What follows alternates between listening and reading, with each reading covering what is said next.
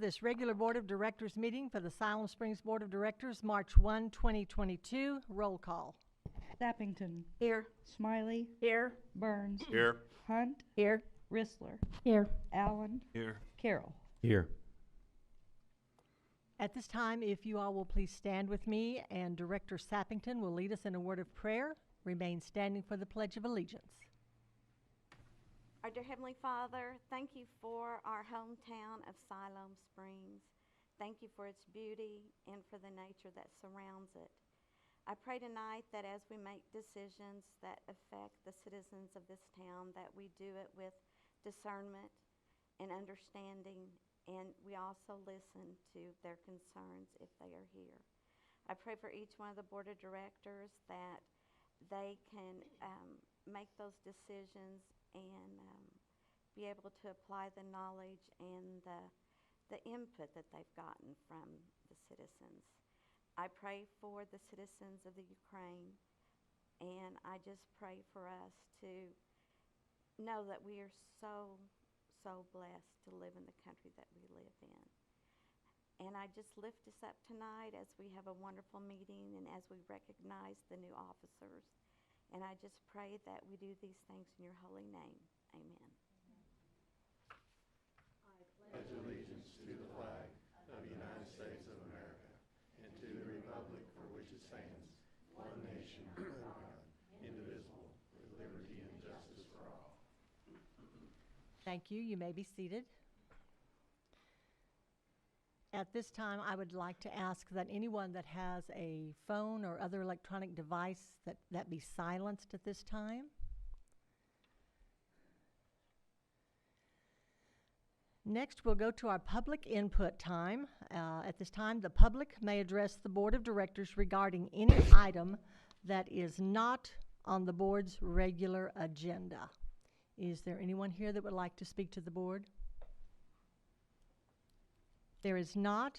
I would also ask if there is anyone here that would like to address the board on any item that is on our consent agenda. If there is not, we will move on to the consent agenda.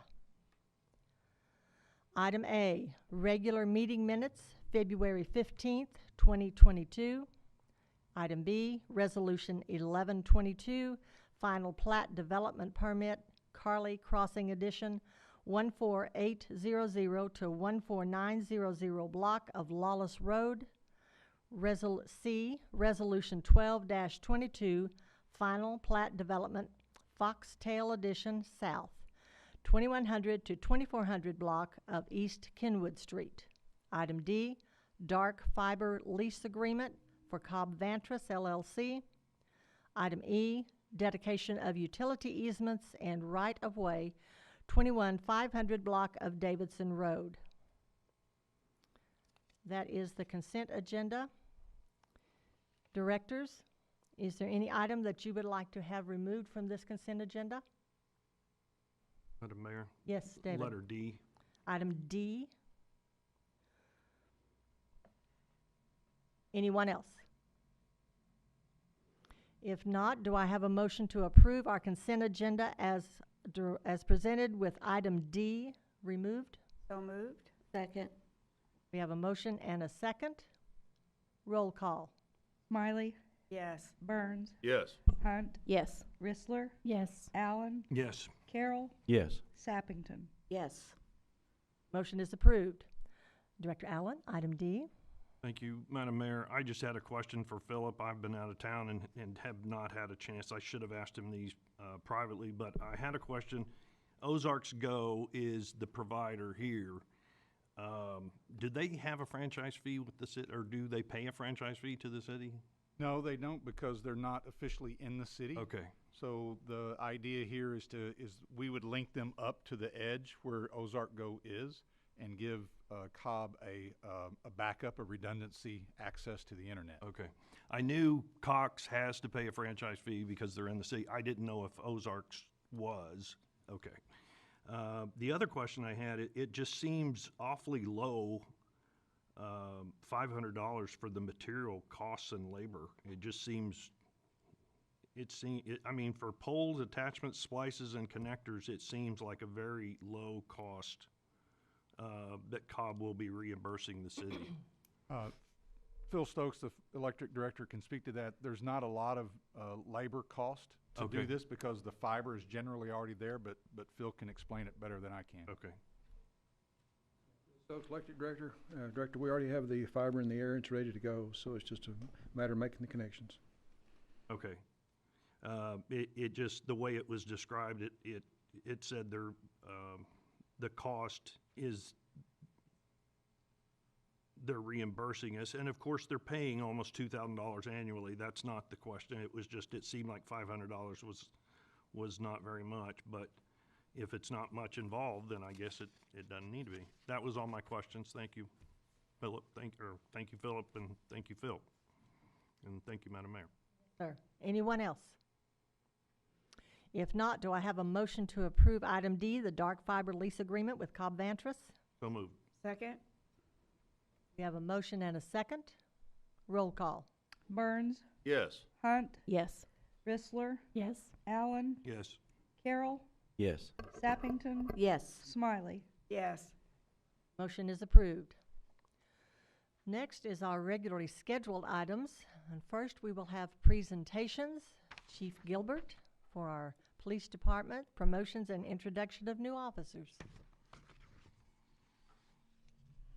Good evening, Board. Alan Gilbert, Chief of Police, Siloam Springs Police Department. Just want to tell you thank you for giving us a couple of minutes tonight to recognize some of Siloam's finest. And first, I'd like to introduce Jeremy Brown and Carson Falcon, if you guys would stand. Carson's been with us for approximately about 4 months. It's been a little hard with COVID and everything to introduce them to you. She has about a little over 2 years experience. Jeremy Brown has 12 plus years of experience. They have been just a great part of our team, and I can't be happier with the work they're doing. So thank you for being here. I want to introduce them. Second is Sergeant Hodge. If you'd come up, please. Sergeant Hodge's been with the department. In law enforcement, longevity is hard nowadays, and his family's with him tonight, and I appreciate that. Recently, just a couple days ago, Sergeant Hodge hit his 20th year of service. So just wanted to bring him up in front of everybody and his peers and just tell him congratulations. Thank you. Appreciate it. Thank you.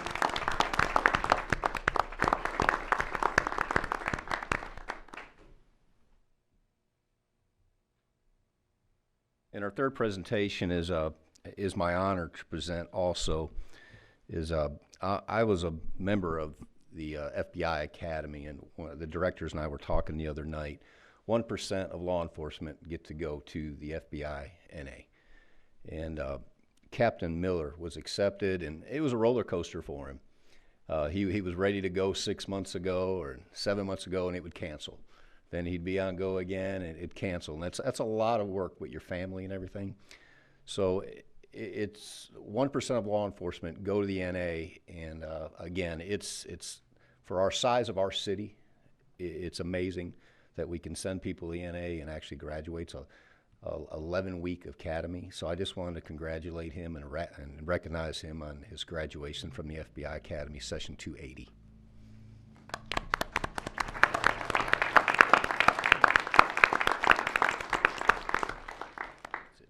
That's it, Mayor. Thank you. Thank you, Chief. And thank you all for your service. We appreciate it very much. Y'all come up to the front.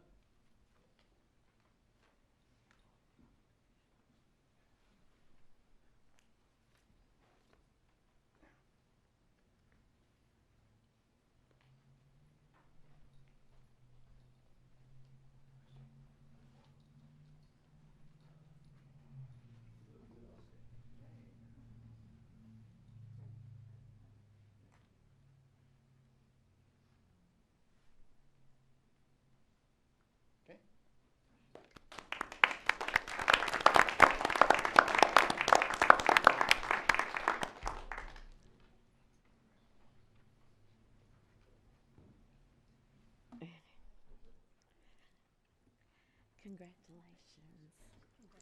You're all welcome to stay.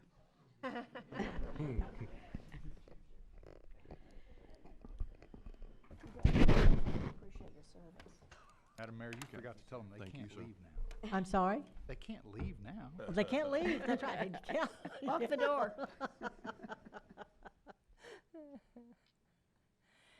We do appreciate them very much and appreciate the opportunity to recognize them and their service. So at this time, we will move on to our ordinances. Ordinance 21-22 for its third reading, annexation of 53.8 acres of the 2000 block of Airport Road. Ben? Yes, thank you, Madam Mayor. My name is Ben Rhodes. I'm the senior planner. And yes, what you have before you is the third and final reading of the annexation occurring out on Airport Road. We have not had any additional comments since the second reading, and we are still recommending approval. Thank you. Thank you, Ben. And this is strictly for the annexation, is that correct? Yes, and the associated zoning with that. Yes, Yeah. thank you. Is there anyone in the audience that would like to speak to the annexation, ordinance 21-22? If there is not, directors? If there is none, do I have a motion to place ordinance 21-22 on its third reading, suspending the rules and reading title only? So moved. Second. We have a motion and a second. Roll call. Hunt, Yes. Rissler, Yes. Allen, Yes. Carroll, Yes. Sappington, Yes. Smiley, Yes. Burns. Yes. Motion is approved. Philip? Ordinance number 21-22, an ordinance accepting the annexation of certain territory in the 200 block of North Airport Road to the city of Siloam Springs, Arkansas, and assigning the same to a ward. You.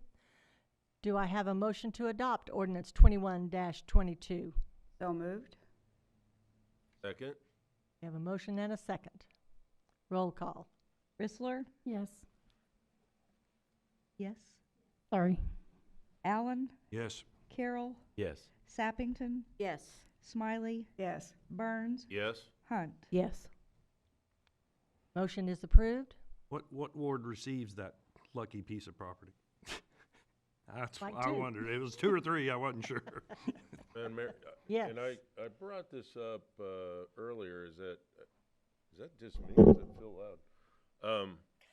Now that we switched ward, is that still listed in Ward 2 because of the previous, before the change? Is that how that's, because we keep reading it, here's Ward 2, so. Because it was when the set. ordinance was written, but it's officially in now that was written before you adopted the new wards. Thank you. I don't want it till the work's done. Yeah. Thank you very much.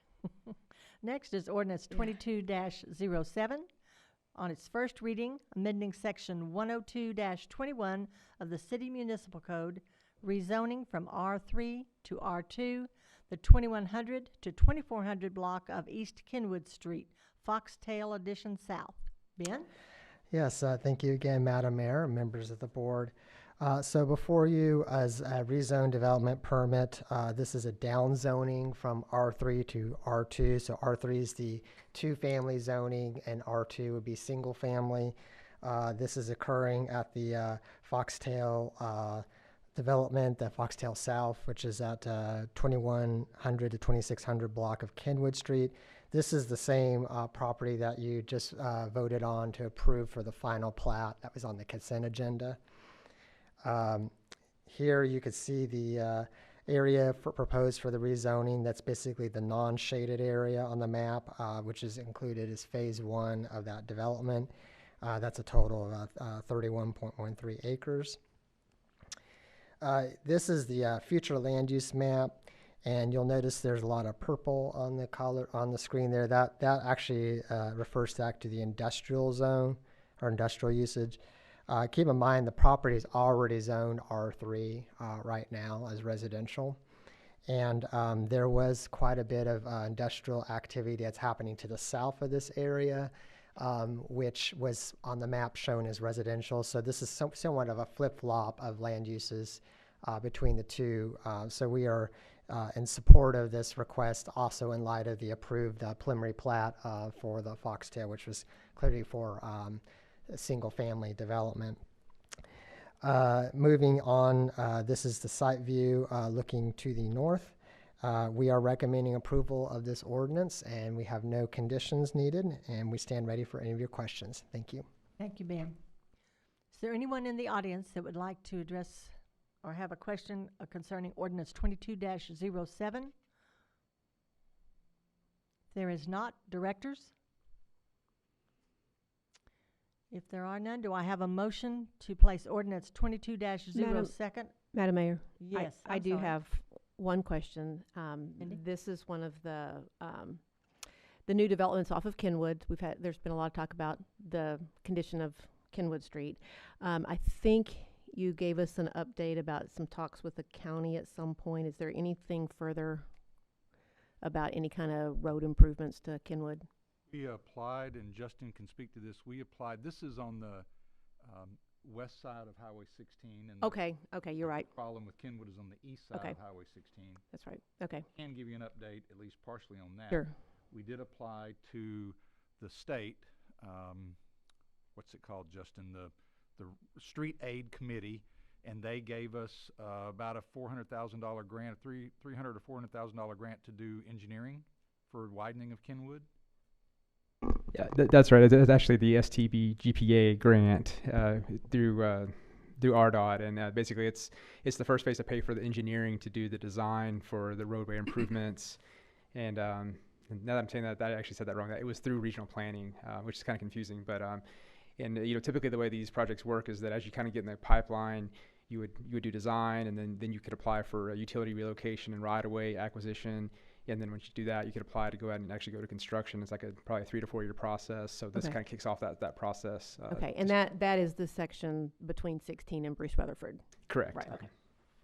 Thank you.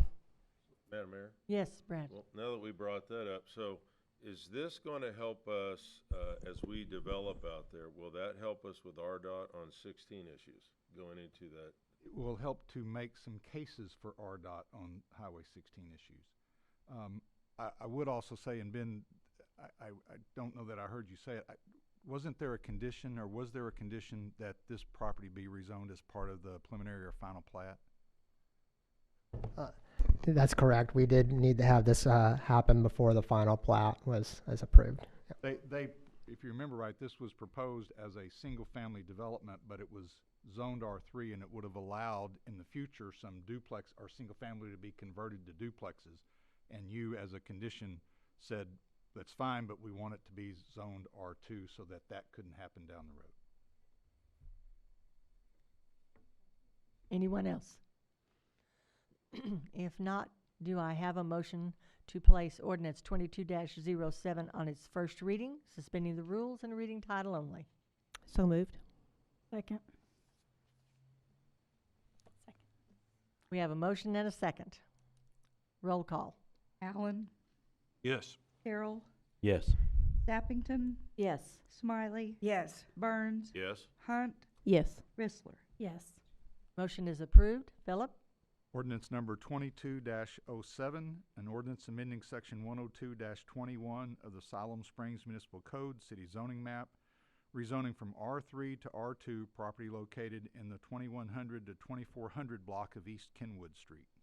Thank you. Next is ordinance 22-08, and this property is the same as our resolution 13-22, which would come next. So, Ben, if you want to address both of those at this time, and then we will vote on those separately. Thank you, Madam Mayor. You read my mind. I was going to say the same thing. Yes, I actually had the presentation set up to do both projects presented at one time. So, yes, this is a rezoning request, which is an unusual rezoning request because it's actually going from R4 to R4. It's not changing the actual zone designation. What it's doing is it's changing from what was a conditioned rezone approved back in 2007 to a standard rezone district without conditions. In addition to that, the applicant is also requesting to do a 112-unit multifamily housing complex. Again, this is 1200 block of South Holly, basically at the corner of West Quarter Road and South Holly Street. So here you're looking at a site plan that I have blown up here for your review. There are different parts to this I'll show in different slides. It's kind of hard to show it all in one slide for you. But essentially this is the entrance here off of Quarter Road. We have a side path being developed with sidewalk that would come in off of that to access parking area. We have the drainage located there at the southwest corner with the proposed structures essentially going along the main drive getting into the facility along to the south. And like fashion, you have another access point here off of South Holly Street with the buildings positioned around the parking. We have 2 dumpster locations, a clubhouse, and essentially that's kind of how that northern portion will work. This is just to show how what the overall development will look like when overlaid into the existing environment. We see the electric department facility to the south, 2-family housing along Hayden Street, multifamily right across the street there along Holly, and then some single family around the development. Focusing in on the landscaping plan, this is the design provided for that. It does meet all the requirements, but we did request that they provide some additional landscaping than what the code requires. And that's what you see right here on these long lines of trees. These are Leland cypress trees, and their purpose is to essentially obscure or hide some of these buildings from the surrounding residential developments, particularly to the north and to the east. Just to give you an example of what is a Leland cypress, this is an example that I was able to find. They're a fast-growing tree, so they grow about 4 feet a year. And by our estimates, they're going to be planted about 6 feet apart. And within about 5 years, roughly, they will be tall enough to be able to obscure the buildings entirely. Here is the elevation, what these will look like. They're 2-story structures, essentially your typical multifamily development. And then going on to the parking, I don't normally show a slide like this in the presentation, but we wanted to zero in on the parking because they are requesting a slight reduction from what's standard. So we have a required parking of 224. What they're providing is 199, which is less of 25 spaces or 11.16% reduction. So when you look at the code requirement, code says that you need to have 2 parking spaces per dwelling unit. This is getting you at 1.77. So it's fairly close, but not all the way up to 2.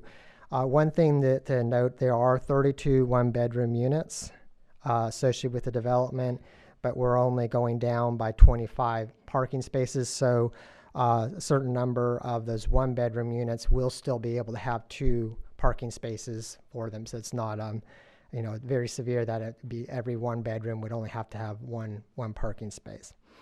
We do have the a description. This was also included with your memo as to the reasoning why they're requesting the parking reduction. And I have underlined here based primarily on the portion of one-bedroom units located in the development and their findings that those tenants typically do not need more than 1 vehicle. So moving on to the zoning requests, as I mentioned earlier, this is a conditional zoning that we are needing to work with. So what I put before you is the actual ordinance from 2007 that approved this zoning. It was originally R3. It went from R3 to R4 at that time. And what was required with that was a density and building height to resemble or match the attached exhibit, which is what's shown on the right here. This is not the proposed development. This is what was proposed 15 years ago for another development that never got built. Okay, so just understand this is not the same development that you're looking at tonight. So what that ordinance had said was that there was a max density of 92 units and a max height of 24 feet for the structures that were basically butting along the north and eastern sides going along that edge. And that's what our interpretation of what that ordinance said and what's required right now in the zoning.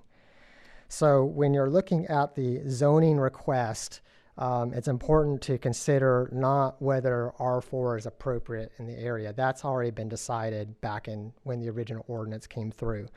What you're actually looking at is the difference between the 2007 ordinance and standard zoning, and what's that difference, and that would be what you're looking at tonight. So what this table shows is the units, as I mentioned, 92 units was provided in the original rezoning. That was an average of 12.07 units per acre. We then go up to standard zoning of 121 units. That would be the standard 16 units per acre. But I've also included a third column, and that's to show what's actually proposed in the development, because it is kind of relevant to know, well, where are we going to actually land within the zoning. So that third column there is 112, so it's at 14.8 units. Which is a really, and think about it, about 20 units more than what the current zoning cap would be with the 2007 zoning. In like fashion, we're looking at the height limit, 24 feet. Standard zoning would allow up to 30 feet, but when reality, we're only looking at maybe 27 feet of height request with the proposal. So really about a 3 feet difference between the 2007 zone requirement and what's being shown in the proposal. So I believe that got everything I was going to cover with this slide, so I'm going to move on to the next one. So the future land use map with any zoning, you of course would look at the future land use map. And this is showing that the proposal would be for the high density family. There was a previous staff report that was included in your packet. I think that was from the 2007 review. There was a different future land use for that review, but that was referring back to the 1996 comp plan, and this is actually looking at the current comp plan that we have right now. And then lastly, this is the site view. You're looking to the north. We are recommending some conditions for you for the significant development permit. First, obviously the property does need to be rezoned to the standard rezoning. And then secondly, there is a need for an easement plat for some additional right-of-way on South Holly and Quarter Road. We need we need some additional utility easements, and we're requesting that prior to the certificate of occupancy for the building. One thing that wasn't in the Planning Commission staff report, we did receive a late comment via phone in opposition to the request. This came after the Planning Commission staff report went out. That I believe that same commenter was able to speak at the Planning Commission and voice his views there. And with that, we are available for any questions. Thank you. Thank you, Ben. Appreciate that. So first, we will address the ordinance 22-08, which is the rezoning from R4 conditional to R4 standard. Is there anyone in the audience that would like to speak to the rezoning change?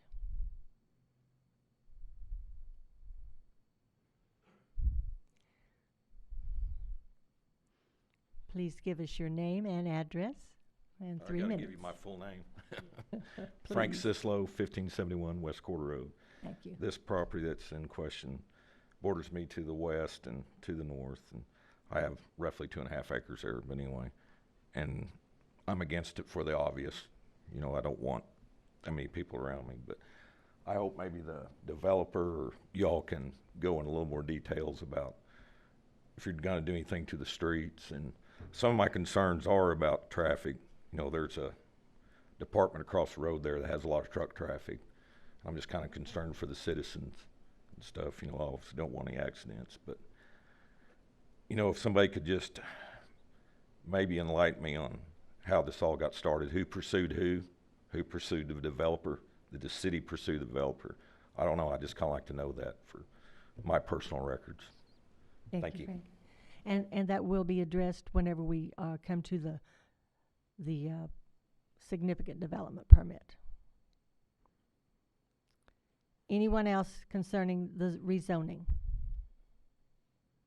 If not, directors? If there is no one, then do I have a motion to place ordinance 22-08 on its first reading, suspending the rules and reading title only? So moved. Second. We have a motion and a second. Roll call. Carroll. Yes.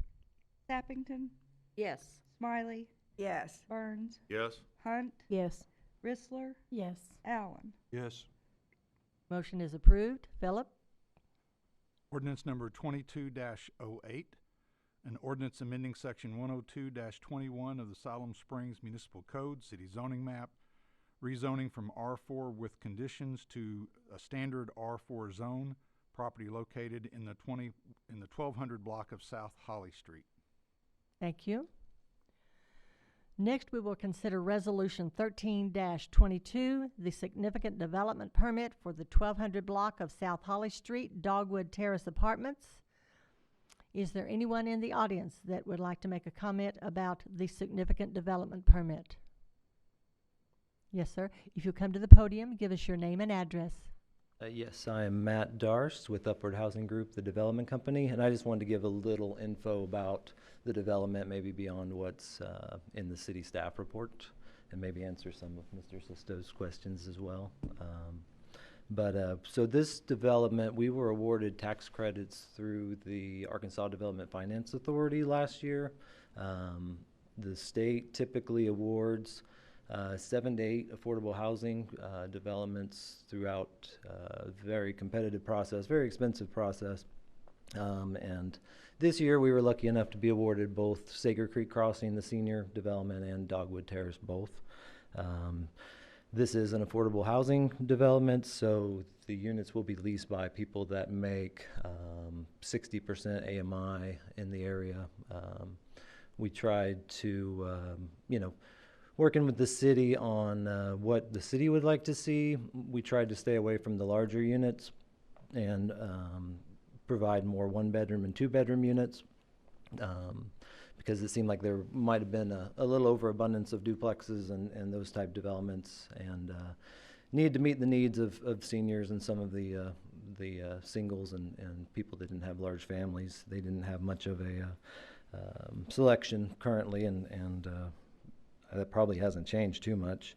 I was given a vacancy rates for Siloam Springs when I arrived today, and it looks like the 1-bedrooms is 0% currently. So a majority of these are 1s and 2 bedrooms, as you saw. The development will be professionally managed. We'll have leasing on site, full-time manager, and we'll have full-time maintenance on site. So a little history, we were invited to come here in 2019, try to figure out a way to bring affordable housing options to Siloam Springs. We met with staff, went to a few different sites on where they'd like to see affordable housing developments such as this. We tried to work with the Forward Siloam Springs 2030 comprehensive plan and come up with the best development we could to meet the goals set forth in there, which was smaller units and a little bit more variety than the typical 3 and 4 bedroom units that's been being built here. So that 60 AMI for here, it's gonna be the folks that make, low 30,000. A single person who makes low 30,000. 2 or 3 people would be mid-30s to high 40s, so it's, or sorry, high 30s. So it's the folks that make $15, $16 an hour is who, this housing's gonna be for. That's all I have, but I'm here for any questions. Thank you very much. Anyone else in the audience?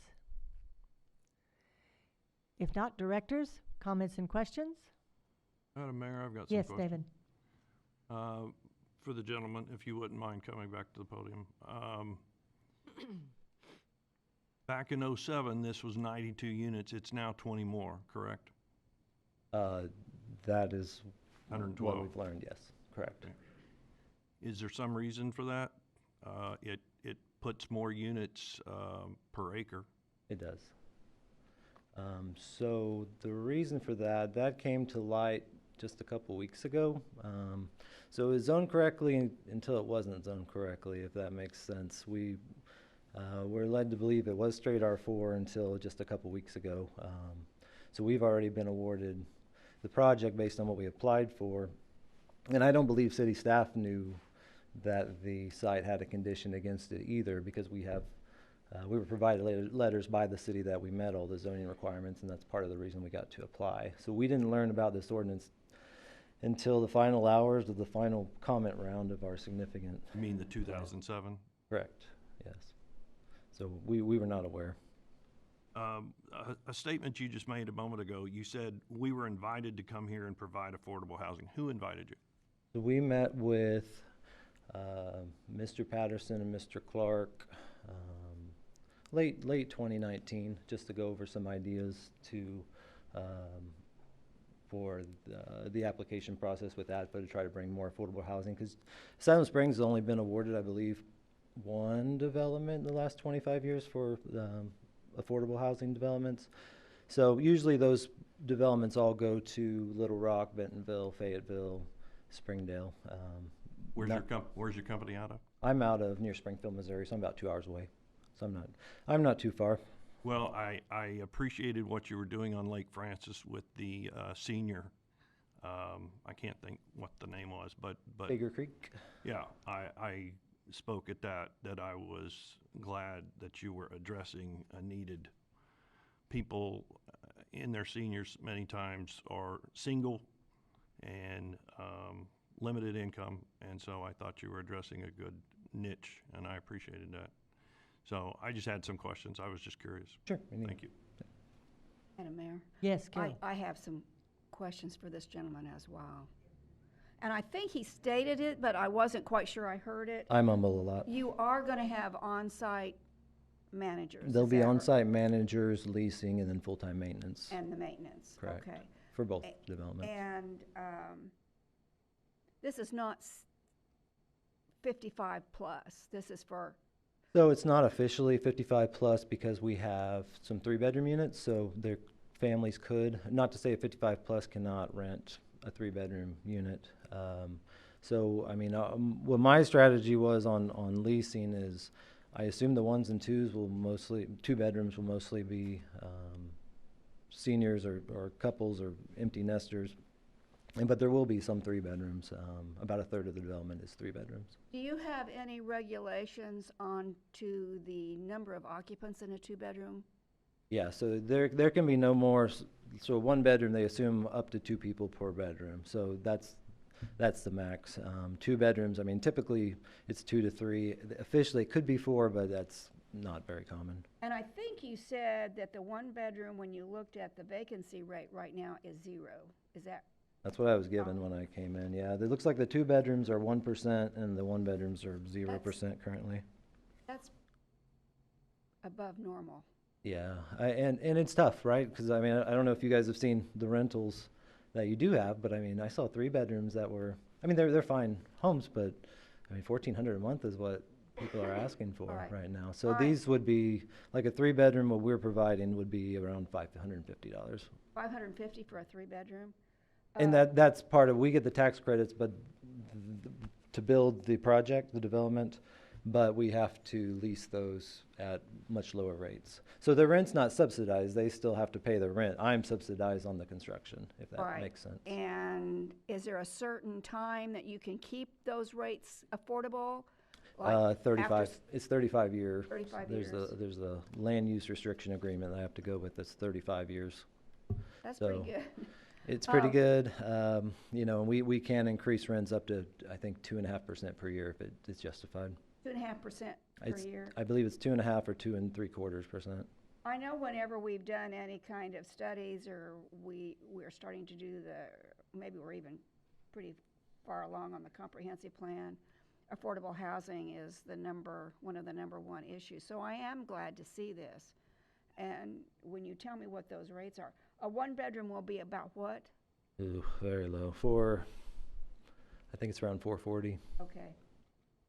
You better be correct. She's gonna hold. I know, you. I'm gonna, Right. somebody's gonna remind me of this, yes, and that's I'm fine. not gonna hold you to it, but those are pretty reasonable 400. rates. I appreciate that. And I'm glad to see 400's in your memo. On the one bedroom, yeah, and 440. Hold them to 400. Yeah, it's closer to 400, I do. There's too many people. What did you say? 400 is in the memo Okay. for a All right. one-bedroom. That's all I have. Thank you. Okay. I look forward to seeing this completed. Thank you. Madam Mayor? Yes, Brad. A long time ago, we've had multiple conversations, and obviously over the years, affordable housing is an issue even more prevalent today.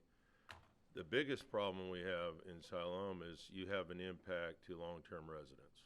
And one just got up here and spoke this evening, and he has some legitimate concerns. My concern is, and I speak specifically just from Ward 2, our development and impact. And I could say your project that I made a comment. You're on Lake Francis Road with Sager Creek. I'm entertained by the name, but neither here nor there is parking. And I know you run that formula, and I understand that, but it will be an issue. And I know you don't think it will. But Director Sappington has concerns. I've got concerns that Philip's probably tired of hearing about off developments that we didn't plan well for, and I'm not going to waste your time naming those streets. But I think we're wrong on approving this reduced parking. I think we're totally wrong. What I'm seeing in areas is that I don't care if it's a 1 or a 2, there are multiple cars on a daily basis parked in places that are designed for 1. So I'm a basic guy. So 1.77 is not 2. And I don't know what a 1.77 car looks like when they're in a parking space. So it doesn't make any logical sense to me.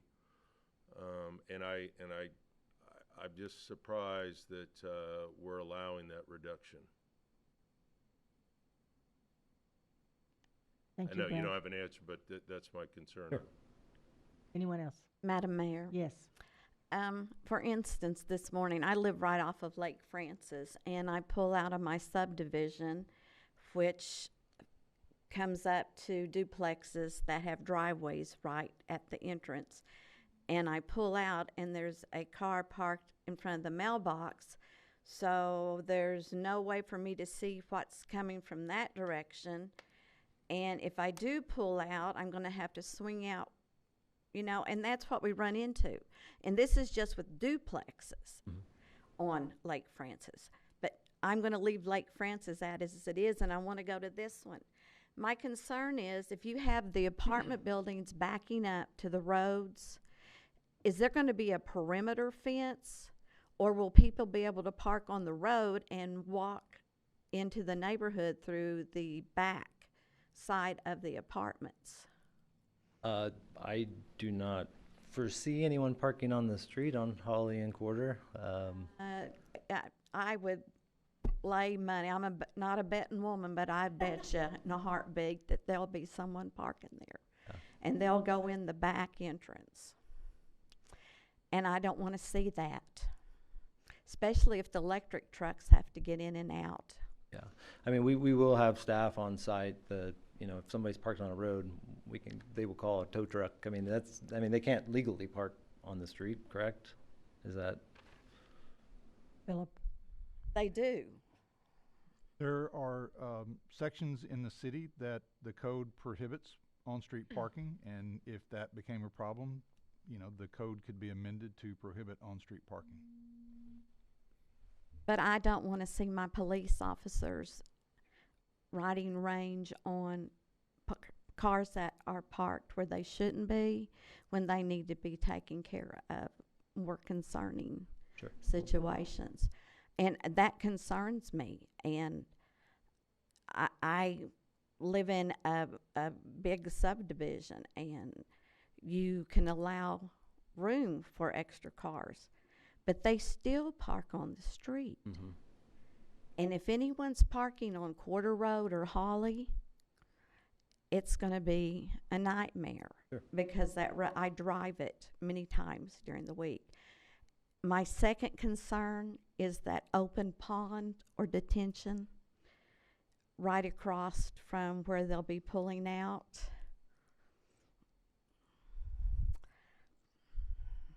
You know, accidents happen. What are we going to do about that? That's another concern. Someone swings out wide, the other car swerves to miss it, and they're in the water. So. Thank you, Marla. Lisa? Mayor? Lisa has asked for the floor, and then we'll come back to you, Brad. This is in my ward, and I've had a couple of people make comments to me, and I'd kind of like to address the two main ones. The first one is a lot of people, and I spoke to a judge in Northwest Arkansas. I won't name the judge, but he explained to me one of the problems that he sees come through his court a lot is whenever you have duplexes or apartment complexes that aren't managed. So now that I've gotten the facts from a judge, I can tell them that, yeah, you will have somebody on staff full time, because the crime rates seem to go up whenever you don't have a manager on right there on the premises. Yes. And so that's an easy concern to address. But the parking has been a concern, because there have been times that I've drove on Holly Street when those right past the pond, and they have parked over there on Holly Street.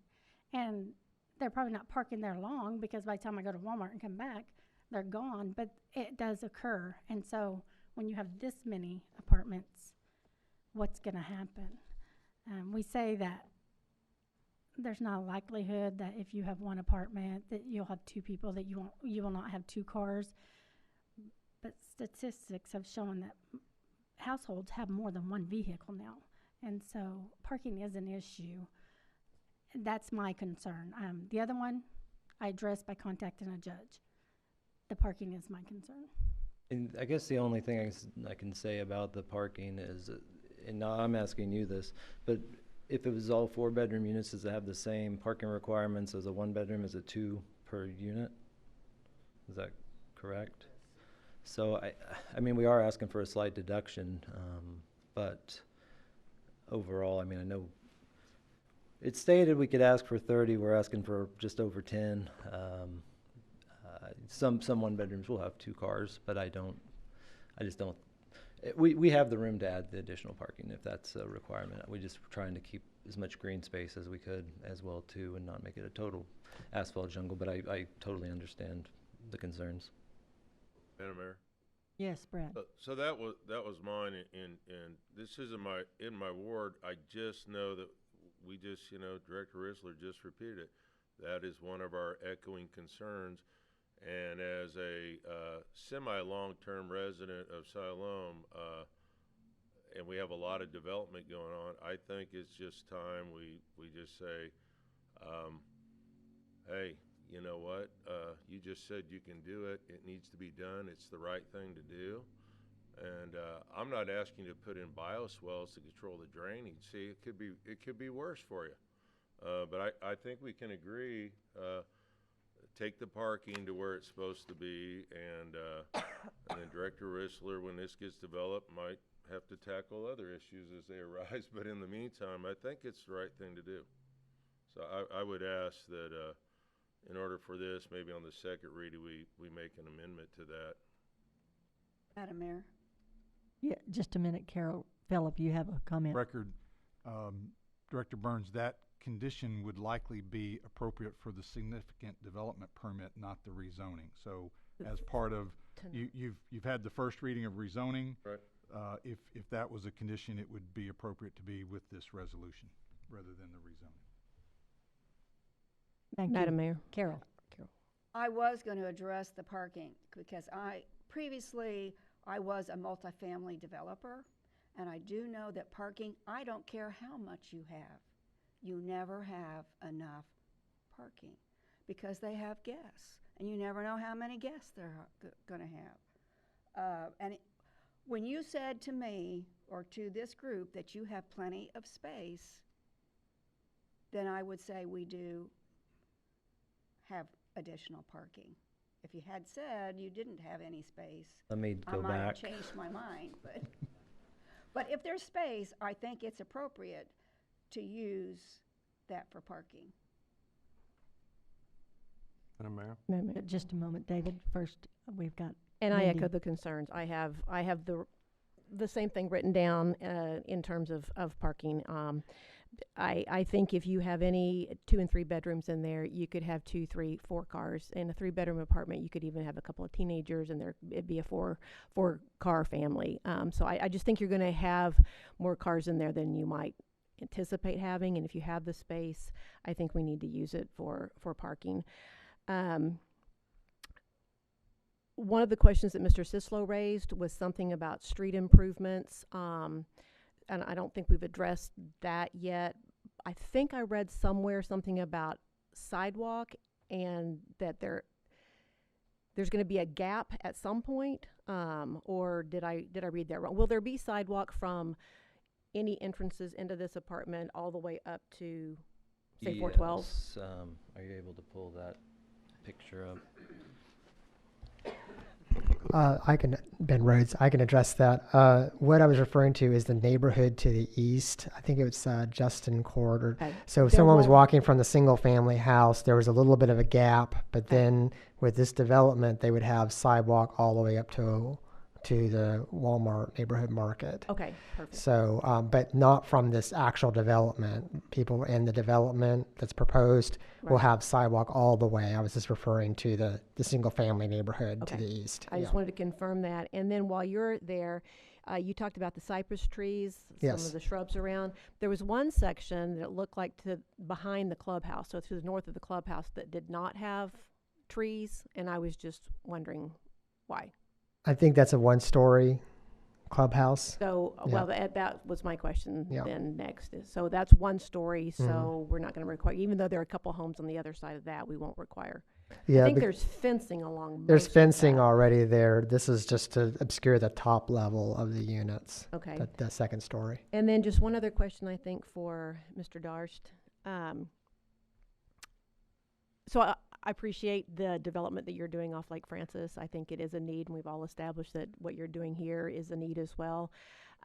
You've mentioned in a memo that you sent us that you think that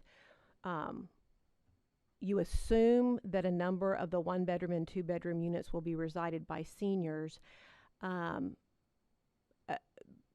That makes me think there's not a stipulation. You won't be reserving a certain number. Okay, It's based on income from okay. So 18 up. We can't necessarily call this No. a senior citizen development or Correct. even part of it. No. It's just that you're No, assuming it's that some officially will be. considered family because there are 3 bedrooms. And I understand that, but I didn't know if there was a certain number that you would reserve for seniors. No. Okay. no. Okay. That was just a question of clarification. Okay. Thank you. Thank you, Mindy. David? Yes, Madam Mayor, thank you. Looking at what we've been given here, it does not, in my opinion, look appropriate for R4 to be on the east side of Holly. It's on the opposite side, and there's plenty of land past that, west of that could be chosen for R4. But to put apartment buildings, which are a far cry from duplexes, which is what R4 is on the west side of the street. Apartment buildings next to personal residences is not something anyone wishes. I'm a little disappointed that seeing this map that we have up, that there's not some required park or green space or something. I'm glad, very glad to hear Brad bring up the reduction of parking under code by 25 lots, 25 spaces. I wasn't aware of that, and that to me invalidates this thing right off the bat. But my daughter lived over in the R4 on the west side, and I don't care what anybody says about, well, we estimate, you know, a couple's gonna have 2 cars. There are more cars up and down that street that belong to other people, and they come and stay with other people. So for us to think that we can get away with 25 less than code, even if we predict here there's 1 car, conservatively 1 car at 112 units, that's 112 cars making many trips every day out of this property. And it just seems a little obtuse. The electric department is right across the street, and I certainly don't want to hinder their output, their productivity with traffic coming and going. And with the risk of being called for point of order, I have property that I put up for development, 15 homes, estate lots, and I was told by city staff that there would be 700 daily trips out of my property. How can we justify 112 units? That's got to be up in the thousands of daily trips, and that adds an awful lot of people coming and going to not just Corder Road, but Holly.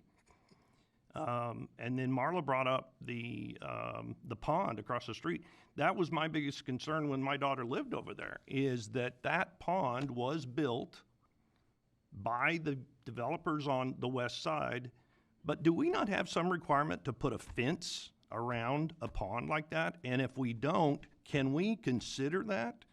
Because my daughter had a 1-year-old, my grandson, and I just thought, how many other kids could easily be, hey, I'm gonna go fishing, Mom, and fall in that thing, and again, we've got another accident.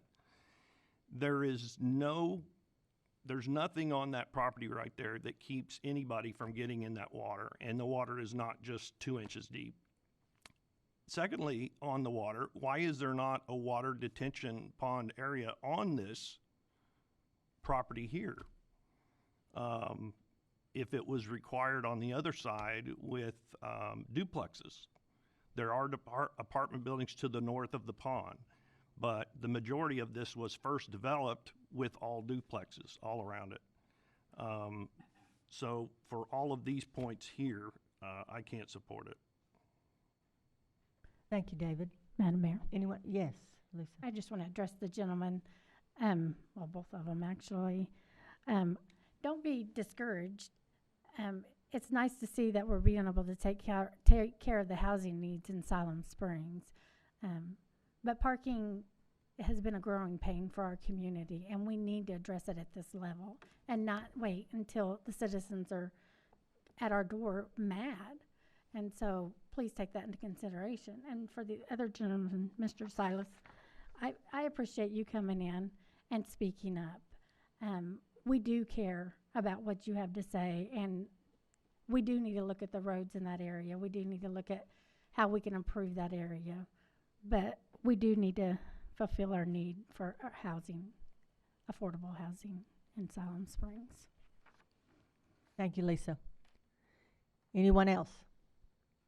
I will say one last thing regarding David. Mr. Sislo speaking.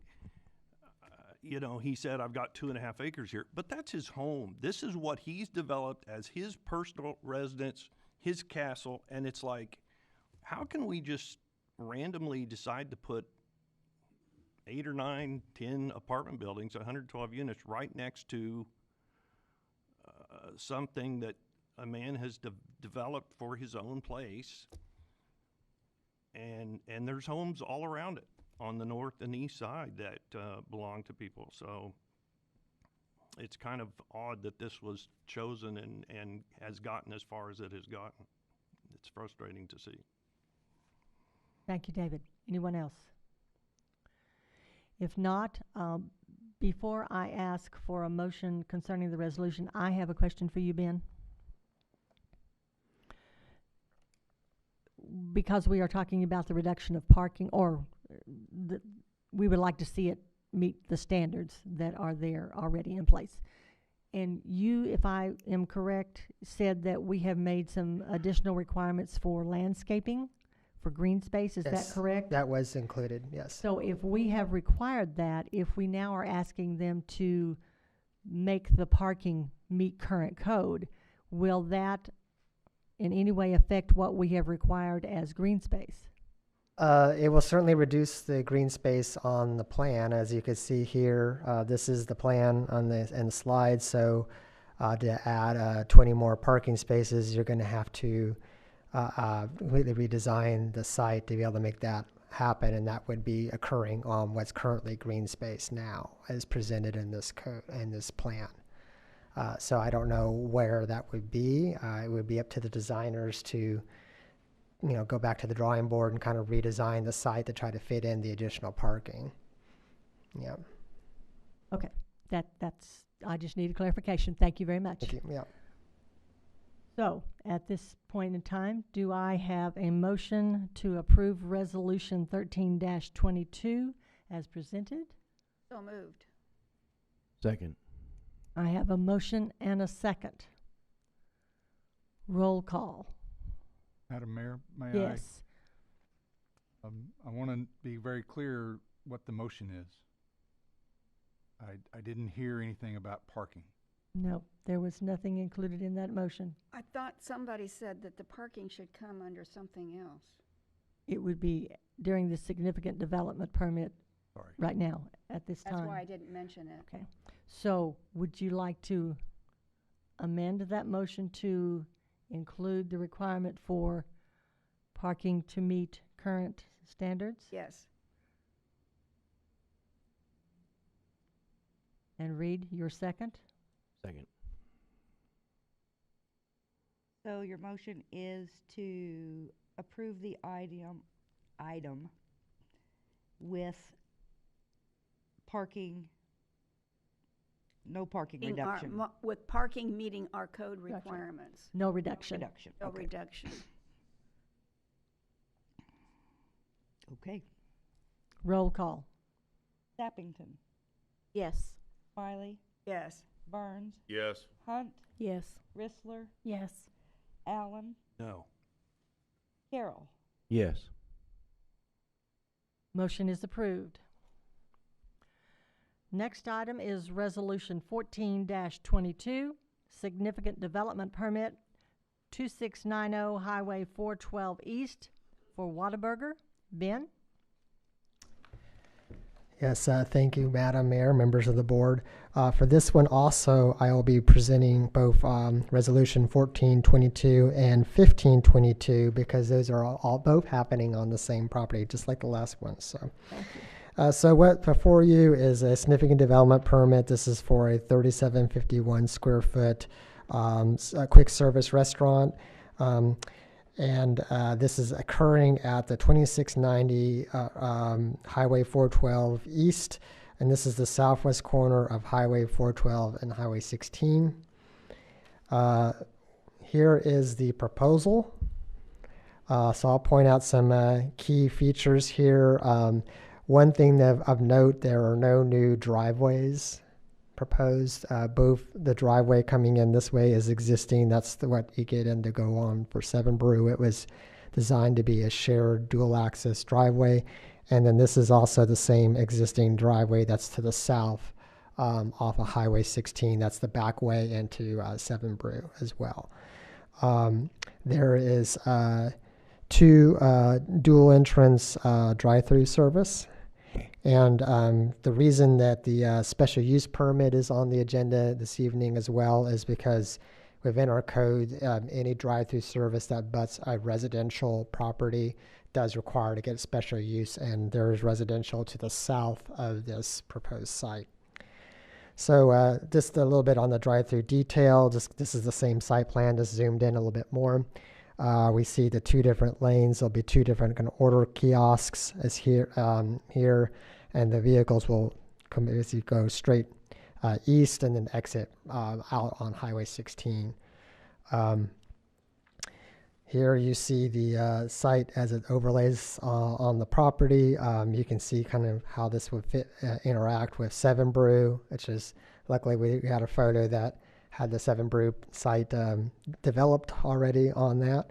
But it just kind of shows how this will all interplay together.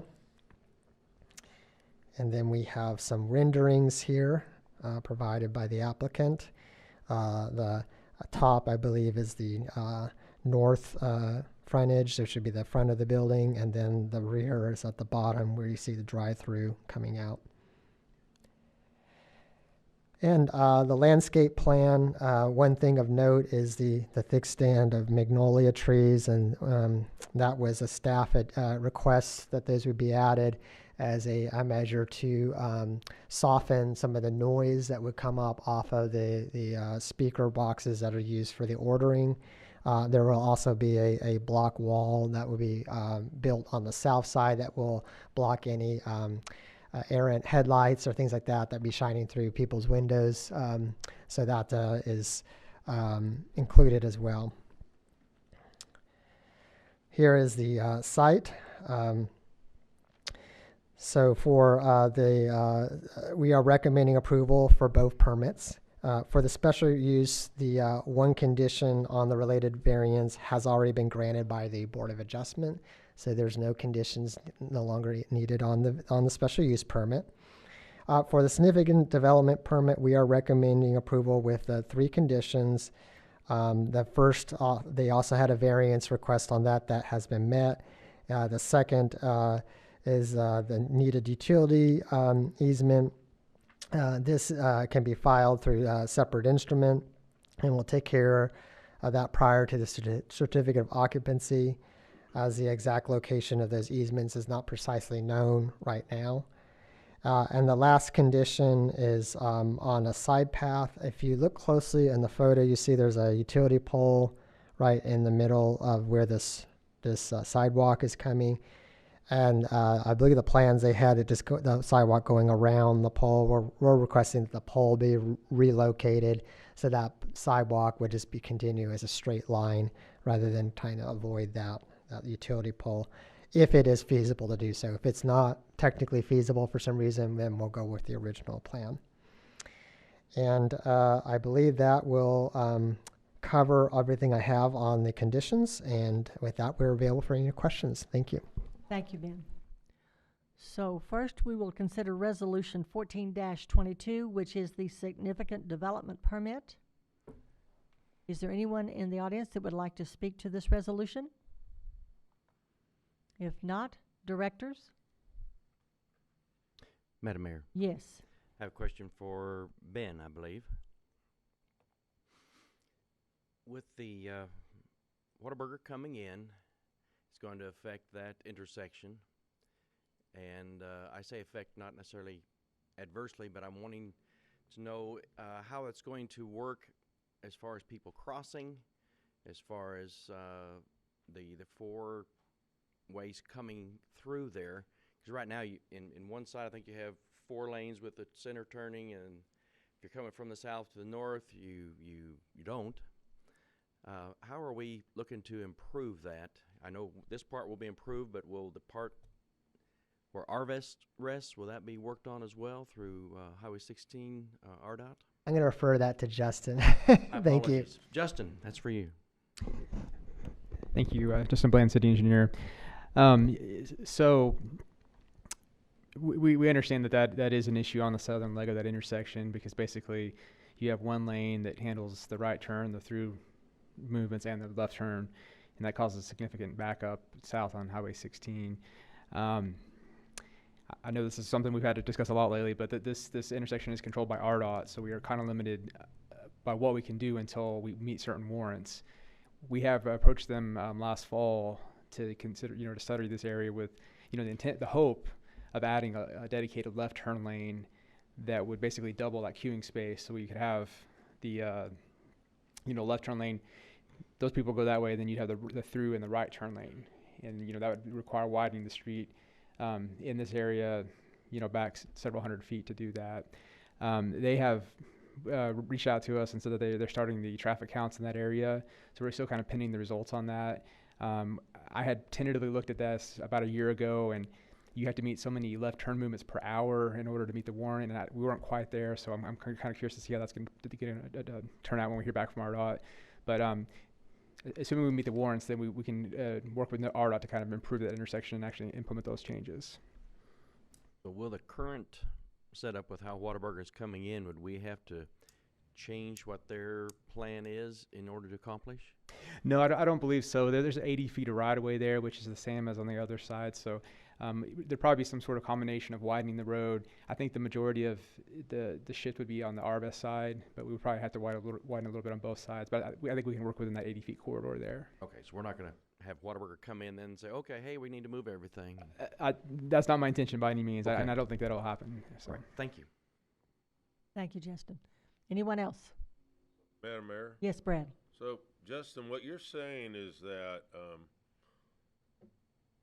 we should get some of the residents that love social media involved and start making left turns there so we can get the account number up? Is that what I heard? Or am I fragmenting your sentence? Say, sir. A little different than what I said. No, I'm not sure when they'll be in town, but yeah, we just need to see when those numbers are and try. Hopefully, we'll meet those peak hours. That's right. Thank you. Anyone else? If not, do I have a motion to approve Resolution 14-22 with conditions? So moved. Second. We have a motion and a second. Roll call. Smiley. Yes. Burns. Yes. Hunt. Yes. Rissler. Yes. Allen. Yes. Carroll. Yes. Sappington. Yes. Motion is approved. And then Resolution 15-22 for the same property, the special use development permit. Is there anyone in the audience that has a question or comment about this special use development permit? If not, directors? There being none, do I have a motion to approve Resolution 15-22? So moved. Second. We have a motion and a second. Roll call. Burns. Yes. Hunt. Yes. Rissler. Yes. Allen. Yes. Carroll. Yes. Sappington. Yes. Smiley. Yes. Motion is approved. Next is Resolution 16-22, the preliminary plat development permit for Foxtail Village Addition North, 600 to 900 block of Highway 16. Ben? Yes, thank you again, Madam Mayor and Board. So before you is a preliminary plat for Foxtail Village, not to be confused with Foxtail South. That's a different development to the south of here. This is creating a preliminary plat for 59 single-family houses on 31.4 acres, average lot size of 6520 square feet. And this is part of a past PD zone change. If you recall, that's what the yellow shading is on the map, is the PD zone that had the planned development for this entire area, and this would match in with that development. Here is the proposal. On the original PUD, if you look back and saw that, they actually had the street connecting all the way to Highway 16, so it had 3 street connections. But when we looked at that as a staff, we just kind of felt like that was a little much, especially with that being a state highway, to try to maybe avoid so many connections right onto Highway 16. And so we went to the developer, and they agreed to go ahead and convert that to a cul-de-sac.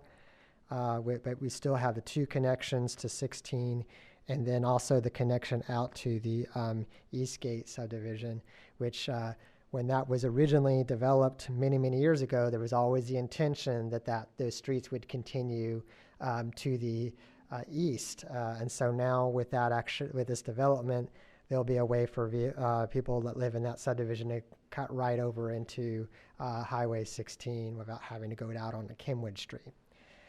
As I mentioned, this does match the PUD concept with the exception of the cul-de-sac change. We are recommending approval with no needed conditions on this. And of course, this is the site looking to the north, and we are available for any questions. Thank you. Thank you, Ben. Is there anyone in the audience that has a comment or question for Resolution 16-22? There being none, directors, comments or questions? Madam Mayor? Yes, Marla. I just had a real quick question for Ben. Sure. By taking that one road and turning it into a cul-de-sac, is the length that the fire trucks would have to come in and to reach the houses that are in the cul-de-sac, is that within our? It is, yeah. We looked at that. Thank you. Thank you. Anyone else? Madam Mayor? Yes, Mindy. It seems we're going to be increasing that traffic at that interstate or that intersection real quickly with all this new development here. Will there be, I'm having a hard time sort of seeing where this is. So this property is just south of, well, with some land in between it, south of this Whataburger, right? Basically, it's okay. Are we planning on sidewalk along 16 through there? Okay. Because that is one thing I've heard for quite some time, that I guess there's a lot of foot traffic on 16, especially between Kenwood and 412, and it really concerns the people that drive up and down there. Yeah, absolutely. So they'll have it across the frontage of this project. So, and there's a couple of phases to it. So with this development, there will be, they're showing sidewalk across just the single family portion. And then in the future, when they develop the parcel to the north of there, where the apartment complex, they would complete that connection up to the. So it'll be kind of piece by piece, but eventually it'll all connect all the way there. And then I believe it is actually a side path through there, so it'll be that wider section for the bike can travel as well. Perfect. Okay. Thank you. Thank you. Anyone else? If not, do I have a motion to approve Resolution 16-22? So moved. We have a motion. We have a motion and a second. Roll call. Hunt. Yes. Bisler. Yes. Allen. Yes. Carroll. Yes. Sappington. Yes. Smiley. Yes. Burns. Yes. Motion is approved. Thank you, Ben. Next, we move on to the staff reports. Looks like first is the bird scooter discussion. Don? Thank you. Give me just a second to get this switched out here. Absolutely. You take all the time you need.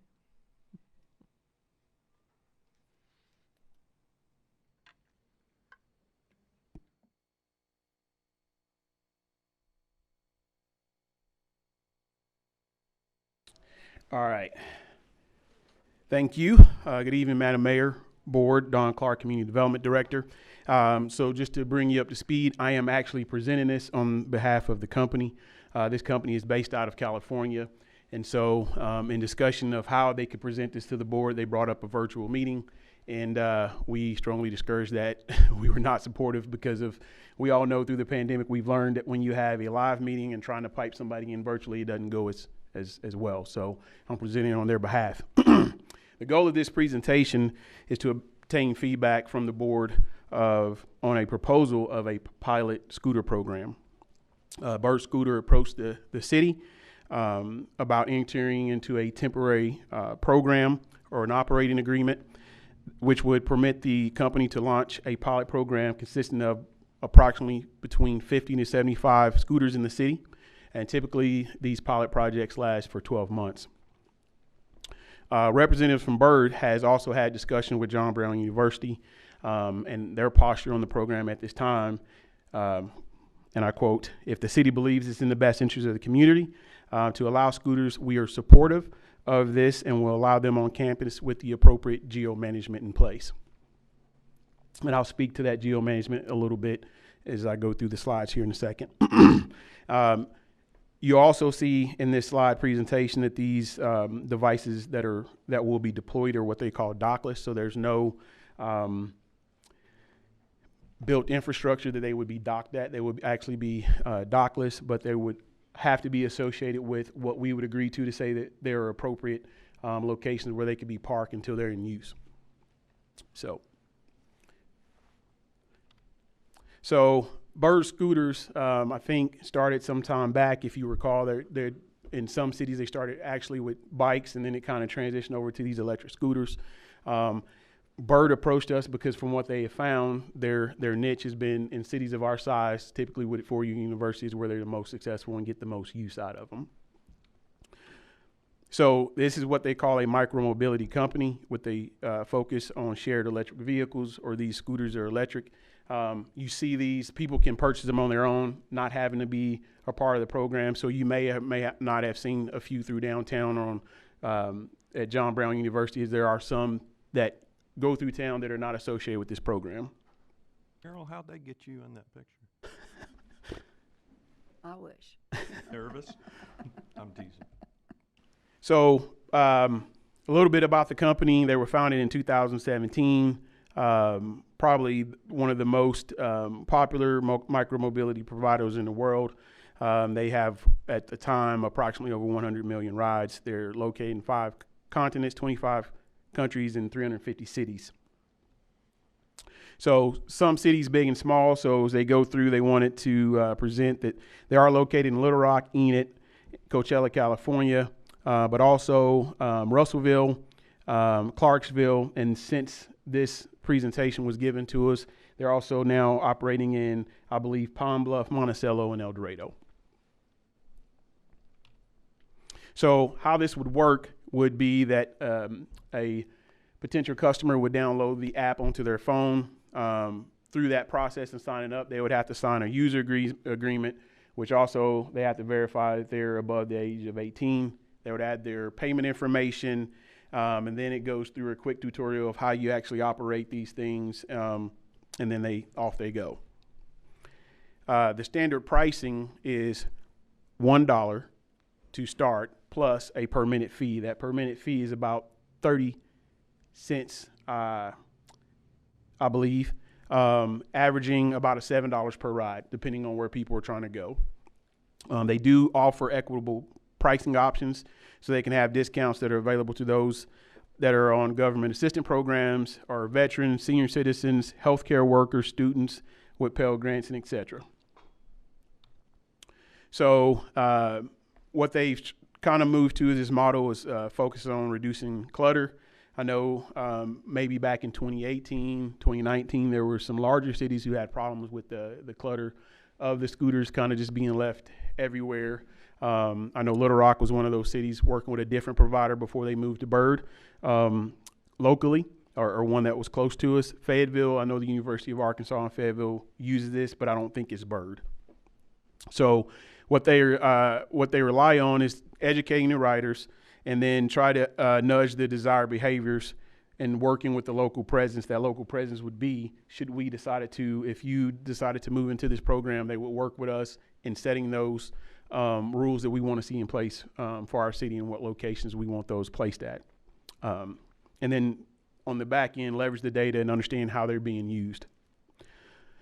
So the GeoZone technology that I kind of mentioned when I was talking about John Brown is that this will allow all vehicles, all of them are tracked via GPS. When riders would enter into a designated GeoZone, so if we said, hey, this certain section here, they can't ride on the sidewalks, or they only can go a certain speed, that would be set, and the rider would get a notification if they are then outside of that GeoZone area by operating on the sidewalk. They at first, I think, get a notification via the app, and then there's an alarm that goes off on the actual scooter to notify them that they're either in a slow zone or a no ride zone. And again, those GeoZone technologies are set up, or those boundaries are set up working with the city. In the in-app education, what they go through is they do a rider onboarding. rider tutorials, and then there will be a list of local rules that the riders would need to know, is because, if I rode one in Dallas, I would probably assure that the rules there are going to be different than what they are here in Siloam Springs. Ride level messagings, and then end of ride photo, which kind of says, hey, you're in this area, leave it here, for the actual scooter. And so what they do is they actually come in and they hire 1 to 2 fleet managers who would manage the program while it was here. So there would be local residents that would be responsible for charging, making any repairs, and various performance tasks, such as if these things are left in areas they shouldn't be, they get a note and update, and they go and remove them and put them back where they're supposed to be. And then they do collect them daily and keep them charged. And then also do any kind of repair that are needed to them as well. And again, those are local people they would come in and employ. So the proposal, so there's no investment required to the city. We would get a dedicated account manager. And then the data dashboard, what that is, and I was curious about that would allow the city to see how these things are being used, and for us to have some insight into what's going on versus just maybe the company. We get to see how they're being used and how they're being utilized, and if there's any issues with them. The number of vehicles, they said 50 to 100. When I spoke to the representative, I said we probably would be very comfortable with 100. 50, maybe 75, again, if you're open to it. And then the launch date, typically, from what I understand, it takes about 6 weeks from the date of the approval of the MOU to when this program would go into operation. And then approval documentation is that MOU that they would have with the city. I think, from what I understand and doing a little bit of research in earlier times when these things started, mostly with the bike ride programs, they didn't necessarily go into the cities and get approval. They just kind of maybe in some areas set them out, and that created the need for the operating MOU with the cities to say, hey, we agree to this being in our area. So if staff receives direction, should you decide that you wanted to pursue this project, we would begin negotiating the agreement with the company and pursue the terms of that agreement of what we would feel comfortable to, and those terms will be brought back to you for your approval at a later date. Staff is available for any questions. Thank you. Thank you, Don. Directors, any questions of Don? Madam Mayor. Yes. I had a few people ask questions about it, so I'm going to cover that. I have 4, so just so you know. So there was a lot of complaints about they are just left behind. How long does it take them to respond when one's just left around or left in a... I think the concern was you're on a sidewalk, you come across one of these if you're on a bike, because we do bike a lot here in Siloam Springs. They're kind of a hindrance in that way. So how long does it take them to respond? From what I understood, it depends on the fleet managers, anywhere from 10 to 30 minutes. 10 to 30 minutes, okay. And who decides the geozone? Is that going to be done by planning? Is that going to be done by the directors? Who's going to decide the geozone? I would be staff. We would have a recommendation, and then those recommendations, again, if you decided to move into that MOU, will be brought back to you, showing kind of what we decided to agree to with the company. Okay. And I think you already answered. So my last question is, Frank Johnson made a comment that we approved bikes 4 years ago for a similar program.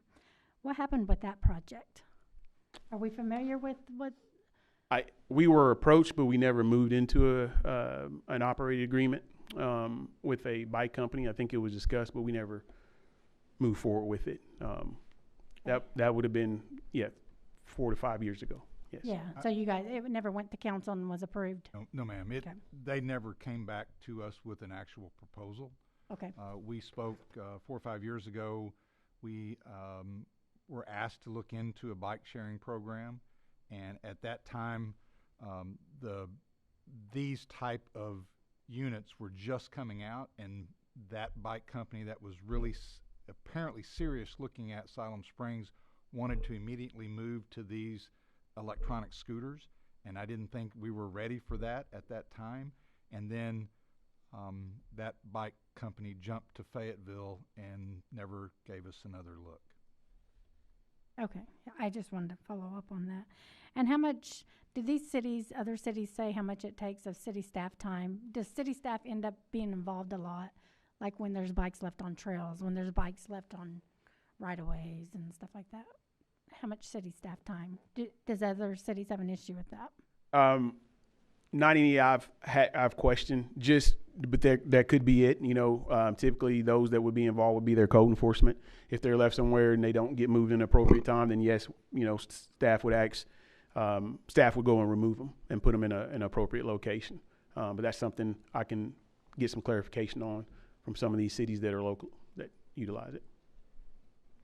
Madam Mayor, was that? Yeah. You done? Yes, Mindy? I am glad to see that we have the option of, I didn't realize this was a pilot program, and that this is a pilot program makes me feel a little bit more comfortable. I did use my social media page, my Facebook page, to kind of solicit some feedback. And it was interesting. The people from here in Siloam responded with, "Oh, that'd be great. That'd be so much fun. We've been to other cities and we've had so much fun riding those scooters around." The people from the cities where they have the scooters said just the opposite. They had, you know, they were kind of trying to warn us of the issues that they've seen with people leaving the scooters all over the place, the things that Director Rissler said. You mentioned that the manager, the fleet manager, one of his responsibilities would be to put the scooters back where they are supposed to be. So where are they supposed to be? Well, in a dockless location in say an area like downtown, we can say, here's an area that we would be okay with them being parked or assembled. Right. And John Brown would probably do the same and say, okay, if you're going to put them at the end of an aisle, maybe in a hexed out area that's no parking anyway, maybe they can be assembled there. So once that's approved, that's where they would put them.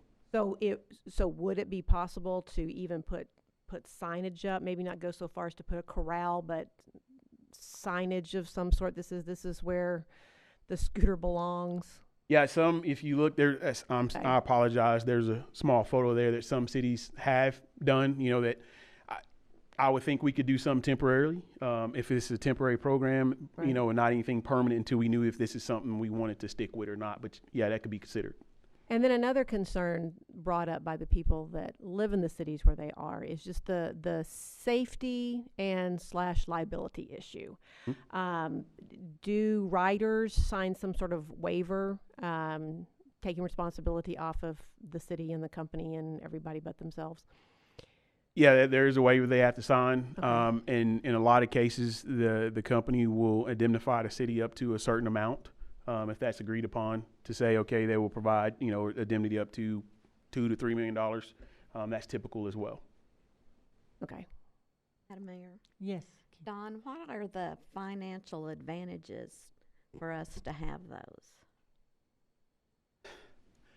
I don't know if I can quantify that. I would, you know, if you ask me my personal opinion, I think that where we would probably see the most use is from students that would allow them, if they don't have a car, to get, you know, to and from, to maybe shop or eat or recreate. But, you know, that's a question I can't quantify at this time to say it would actually have a positive economic impact by us having this program here. And we would not make any money off of them being located here? No, ma'am. Yes, Carol. My question is about maintenance. So a student rents the bike, they get so far down the road and it quits working. Now what do they do? So there's a way through the app they can notify the fleet manager that, you know, whatever the unit is stopped or it's not working.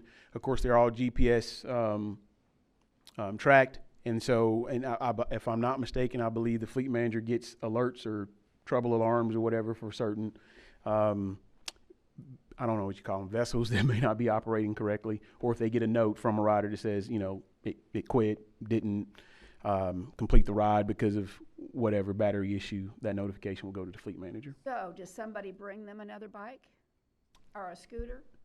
That I don't know. Because they might be a ways from being able, I'm kind of familiar with bike rental. Mm-hmm. And I know one of the biggest problems is keeping the bike's maintenance. Riders are very hard on the maintenance, and they've got to be maintained. Do they guarantee a specific number will always be in rotation and available? from what I understand, they try to keep that minimum amount that we would, in the pilot program, I would assume it would be whatever we say 50, they would try to keep that number available during that time. What I do know, again, just doing my own research, which is one of the reasons why I think companies kind of switched to this model, because it had less maintenance than a bicycle would, because there's less moving parts. I don't know exactly what that maintenance entails at all. I mean, sometimes you even hear of a bike is left or a scooter is left, and before your fleet manager can come pick it up, somebody's picked it up and thrown it in the creek. That's absolutely. I don't know that that's going to happen, but it could. I mean, yes. who is the writer responsible for any maintenance costs, or is the cost just a ride? Stated right here? From what I know, and from my own personal use and using them in other cities, is just the cost of the ride.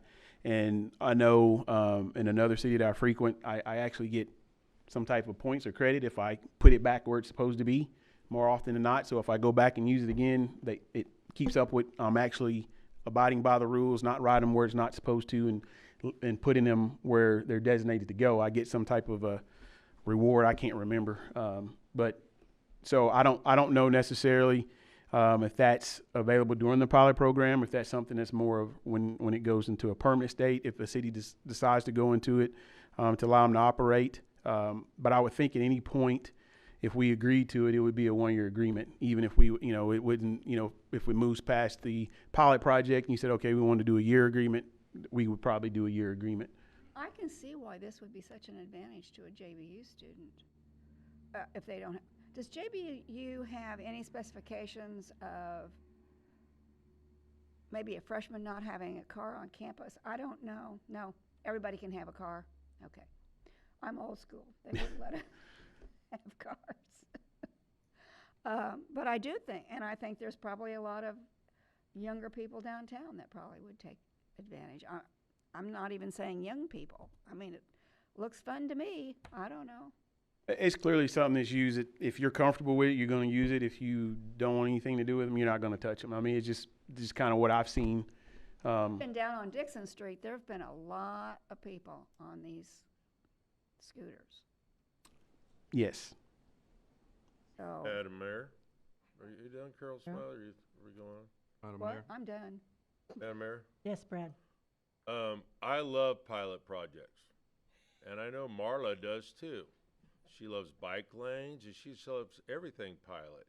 Bob Coleman loved the pilot project until it went in front of his house. So, in all seriousness, I love pilot projects because they're exactly what they are.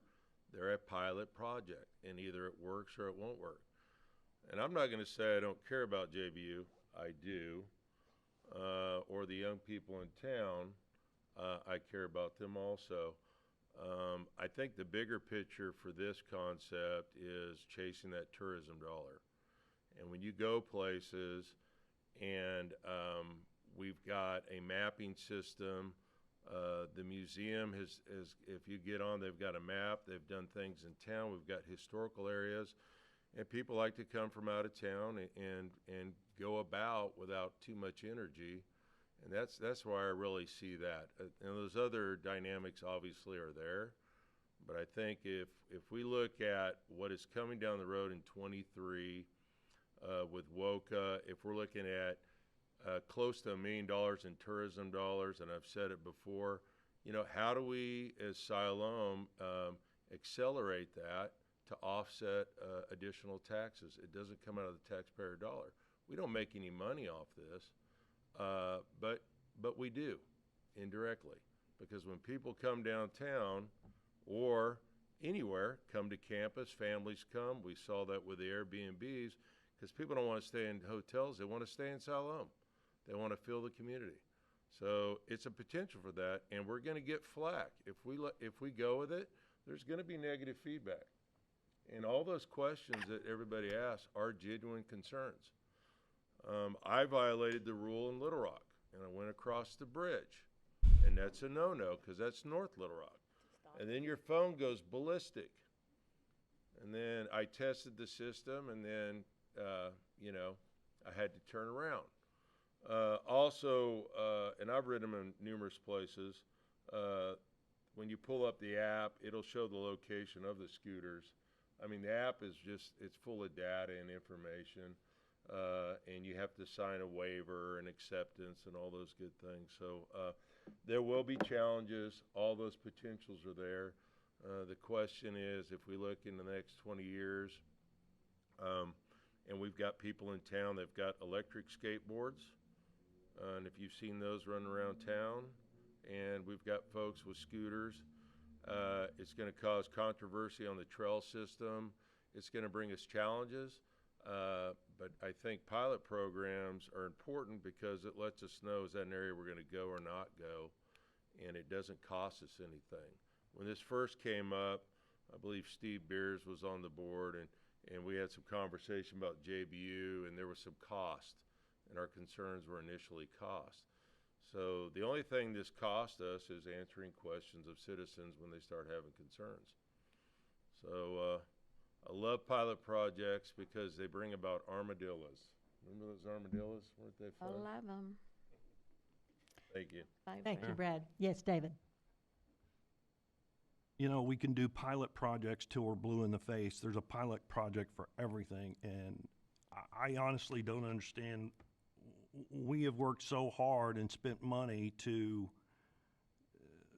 build our city up as a bicycling destination, a bicycling community.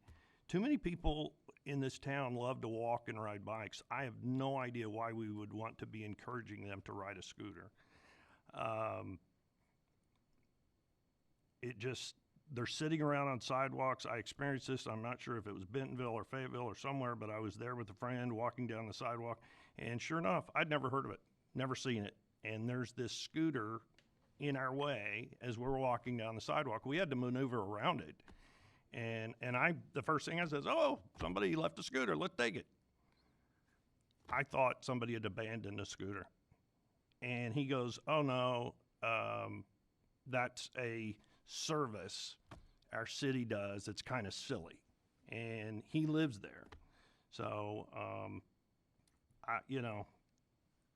I was kind of surprised it was there. It was taking up so much room. And if anybody thinks they're not going to be riding on the sidewalk, come on. If anybody thinks this is not going to cost us money, wrong. It will. We will have people calling the city, having problems. We're going to have to take staff away. We're going to have to deal with complaints. I don't understand why we even discuss things like this when we have so many other serious issues, street problem, other things that are needs by the city. And seeing this presentation, one of the things that was on the Bird presentation, nudge desired behavior. Well, what is desired behavior? Is that something that you decide, Philip decides, the board decide? What is nudge desired behavior? That's a little odd to put in a company, for a company to put that in their presentation. I don't know what the behavior is. But it seems like it's just one more thing and another headache that, Don, your department or the city staff, somebody is going to have to eventually take the heat and time away from other things that are important. And here's a question. Was this a board goal? No, sir. So as I stated earlier, I'm just presenting on behalf of the company. You reach out to Bird? No, they reached out to us. Why would they reach out to Siloam Springs? For the parameters, we fit their model. The cities of our size with a 4-year university and an active downtown is what I was told. This wasn't something that somebody around town said, hey, this is something we need to be doing. No, sir. It just seems like one more headache, and if it's not a board goal, I don't know why we're considering it when we have so many other things that we need to be doing. Yes, Carol. I do have one question. Because of WOCA being in Oklahoma, could somebody rent the bike or I don't know why I keep calling it a bike, rent the scooter and write it out on the trail that we're proposing to the Woka Park? Only if we allow that in the geo fence, or the geo management, that they could theoretically. But I'm not sure as staff we would want to permit that. Are they gonna pay $60 for an hour? You know, if it's $1 a Well, it minute? is kind of expensive. I don't know how far that is out there, but. On the expense, Don, you didn't quite finish it. You and I had a conversation earlier. It was $1 to turn the scooter on and then 30 cents a minute, correct? Correct. Yes. That's different than what you and I had talked Right. about. Yeah. We were thinking it was $1 a minute, and which we thought was kind of high. But I can, people that come to Siloam that stay in Airbnbs, they're looking to get out and do different things that they don't normally do at home, in my opinion. I may be totally off. I'm thinking about the Woka Park because I think that's going to be a big attraction around here. So I would be interested in doing one of these things here. I can't get the term now in my head, but Pilot do program. what? A pilot program. I'm interested in it. I think we should look at all of the pilot programs if it doesn't cost us any money. I am with David. I don't think we should be spending money. But if we've got an opportunity to look at something, I think we should take advantage of it. Madam Mayor, Thank you. Yes, Reed. I'd like to see a pilot program, please. Anyone else? Then, Don, how would you like for them to direct you at this time? Is there, Philip? Well, I, at least from the comments, I would say the majority of the board is not opposed to us working with them to bring back an MOU and try to answer all these questions within that MOU. Is that? Madam Mayor. I understand where Director Allen is. The two over there, I suspect I know where Brad is. I'm looking at Director Hunt and Sappington and Wrestler. Madam Mayor, Yes, Marla. I'm not opposed to it. What I'm opposed to is the time that city staff is going to have to be involved with it. I don't see us wanting to go downtown with 30 of them parked downtown. Aesthetically, they don't look nice sitting around. I do anticipate that most of them would be used on the university campus. And before I can really justify doing this, I would want to know if the university would help house them. It's a great question. And How's the bikes? Yeah, they have to have the scooters. They have to have a home location, more or less. or an approved location they can be parked or left. And honestly, I'll be honest with you. There's more research to be done on our behalf, but staff didn't want to engage any further until we know you were supportive. So a lot of those questions we will bring up and ask as we go through this agreement with the company and dig a little bit deeper into the details of what our time could be. Actually talk to some of the neighboring cities that actually use this provider, not just, because I know they have them in Fayetteville, but I don't think it's Bird. And like I said, dig a little deeper so when we come back with the MOU, we can answer those questions a little bit more emphatically. And that will also let us know the length of the program, how many they suggest, and so forth. And honestly, what I told the representative, I know what they suggest, we as staff may not agree and suggest less.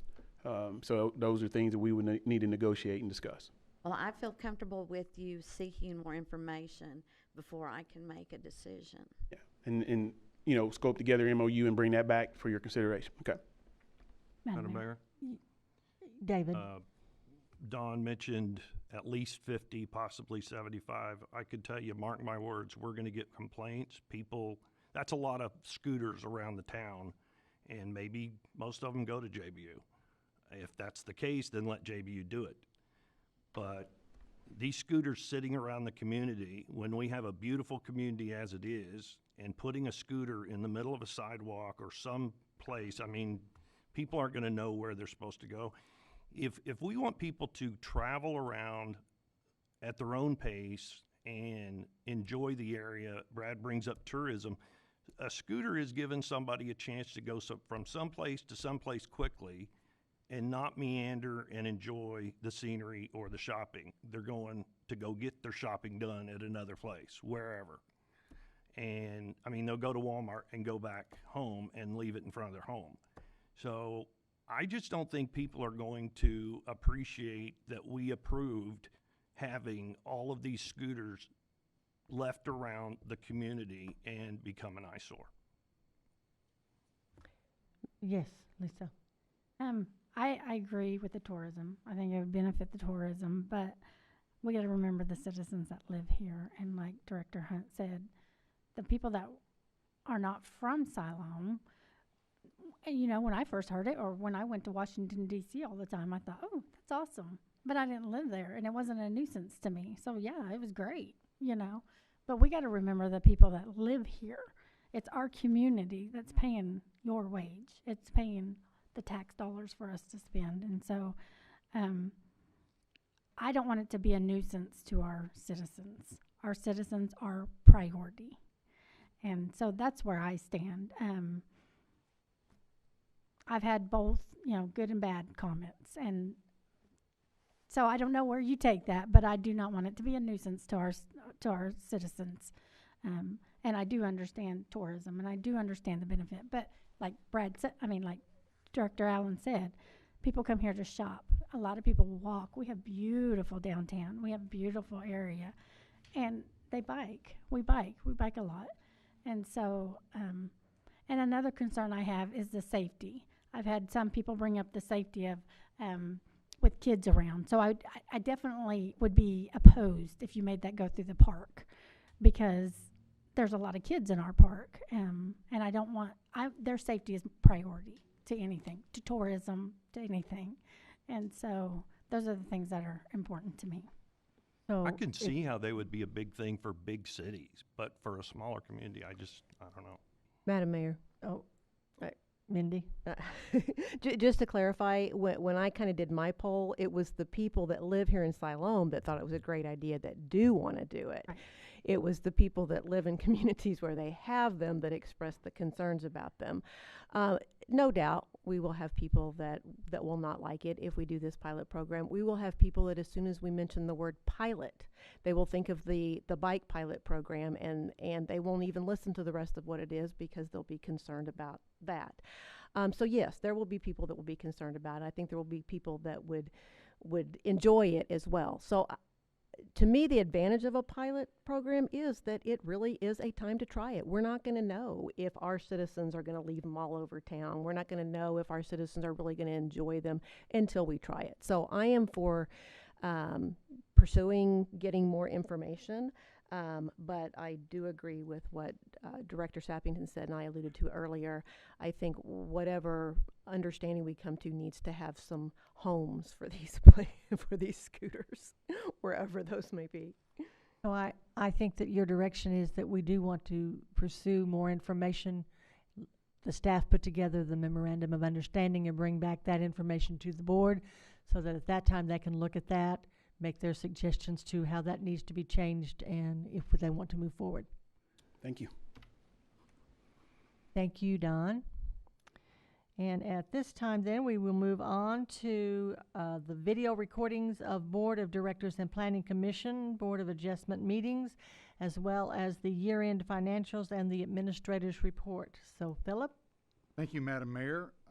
So at the last board meeting, there was some discussion about the retention for video, and I've included in this discussion audio recordings of board meetings and meetings of the Planning Commission and the Board of Adjustment. In 2019, the state wrote a law that we had to have an audio recording of board meetings and Planning Commission meetings, and we had to retain them for 1 year. Internally, we started policy that to retain them for 2 years, to double what the state requirement was. However, we changed on the online copies of those videos when we changed from Granicus to YouTube. IT saved all of those on a server internal to the city. So going back, we have for the board meeting on the city's website, or not on our website, but on our internal server, we have audio and video recordings going back to 2014 for the board and 2013 for the Planning Commission and the Board of Adjustment. On the city's website, we have recordings for the board going back roughly 2 years, December 2019 for the board and for the Planning Commission, January 2020. So at that last board meeting, there was some discussion of what should the retention policy be for the city as it relates to these videos and the recordings. So back in 2020, after the new law was enforced or adopted by the state, the board adopted a resolution number 0320 that basically stated that video and digital recordings would be for 1 year or kept longer at the discretion of the city administrator, and that was the discretion to keep them for 2 years. So I think from the board's perspective, you need at least to give us some direction. I don't think we need a motion tonight. I originally thought we did need a motion until I went back and found this ordinance, or excuse me, this resolution earlier today. But we need some direction as to what the retention that you want the city to do for video and audio recordings. Is it 2 years? Is it 5 years, 10 years, 15 years? Is it in perpetuity? That's a decision that, or at least direction, you need to give us, and we'll go back and amend this resolution and come back with a new resolution to state that. Depending on the timeline, I don't think it's a huge expense to us. If we do it in perpetuity over time, there would be some expense as the volume grows and grows and grows. We would need more storage server space and eventually more backup server space. Today, those call it 8 years, 9 years of video recordings, they're not huge, but we just need some direction from the board. So, directors, Madam what Mayor. is your direction? Yes, Lisa. I have a couple questions. So, we go back to 2014, 2013 for the planning. The ones that are most current, those are out on YouTube, right? So do we have those also, or are they just out on YouTube? No, we have everything going back to 2013 and 2014 on the Keep city 'em on the server. server. We upload those to YouTube, and the ones that are on YouTube are everything since we moved from Granicus to YouTube. Okay, and how long will YouTube keep them up? Well, I can't speak for YouTube, but they could be up forever. YouTube could start deleting them tomorrow. I don't think we can rely on the online versions of being our retention policy, okay? I made a comment earlier today that, Facebook is now the thing. Before Facebook was MySpace. MySpace is no longer there. YouTube could go, something could replace YouTube tomorrow. So, from my perspective, we would continue to sort of keep 2 years, rolling 2 years online, easily accessible to the public. But for storage purposes, for retention purposes inside the city, if it wasn't online and the board said we want to keep it for 5 years, anything that's 3 years, 4 years, 5 years old, you would come to the city and ask for a copy of that. Okay, that was gonna be my next question, because when we were talking about the bike program that I couldn't find a video to see the presentation to see if it was voted on. Right. And so, it would have been nice to see it and to see the comments from the citizens at that time. Right. But, I didn't have that opportunity, so, media came down so much. I mean, storage is nothing now, like it used to be when I first started IT. We couldn't afford it, but now we can. Again, I don't think the storage is a huge issue. It could become an issue down the road depending on if we do it in perpetuity, but it still might be until we have 20 years worth or Yeah, 30 years worth. it's gonna be a right? long time. And Yeah. storage is gonna change Right, then too. Technology has changed so much that it's gonna be I don't minor. think storage should be the issue to drive this. It's just a question of, I mean, are we gonna keep them in perpetuity? Are we gonna keep them for 10 years, 5 years, 15 years? What is the board's desire? We just need to know. Madam Mayor? Yes, David. I looked online for a lot of major cities. The only one I could find that went really far back was Atlanta. They keep theirs to 1994. Our meetings are not transcribed. So much of our presentations and things like the discussion of when we get, like what Don just presented, is only in the video. And like I said at the last meeting, there's many times a presentation like what Don presented, that there'll be a presentation, but we don't even get like what we got on the bird. There's nothing in the board packet, so it wouldn't be available for someone to go back and look on the agenda online and see what was brought before the board, because it was not something put in the packet. But you could look at it online or on our video, or really, in my opinion, the most important cost or benefit is to the city, to us, mainly to staff and the board, if there's any question 5 years down the road. I mean, we were discussing earlier on one of our resolutions, something that happened in 2007. And it was, it's change of ownership and all that, but there was a discussion and decisions made in 2007 that can affect things that are going on today. And it concerns me that if we don't have things back at least for 20 years, especially when it's so cheap, I mean, you can put them in the cloud for pennies. I don't think we have to buy a new server when you can put things in the cloud, and I'm not talking about on YouTube. I'm sure we have backup to the cloud already. Everybody uses the cloud already. The meetings are public property. I hate to see them destroyed. And if there's any question for future reference, it's just there. I think it looks better on transparency for the board. Mayor? Yes, Brad. David, are you saying 20 years? Well, I think 20 years, no less than 20 years is what I was saying. Sounds good. I agree. I agree. 20 years. 20 years it is. Do we need a motion? No, sir. I will bring back a resolution with 20 years. Thank you. Moving right along, year-end financial reports. You have a copy in your board packet, as always. If you have questions, please contact myself or Christina. Christina would be the number one to be able to answer the majority of questions, but I'll be happy to answer what I can. As it relates to my administrator's report, I have a number of expenditures to report to you. $33,440 for fuel at the airport, $37,290 in the electric department for 30 direct battery light poles with arms for inventory.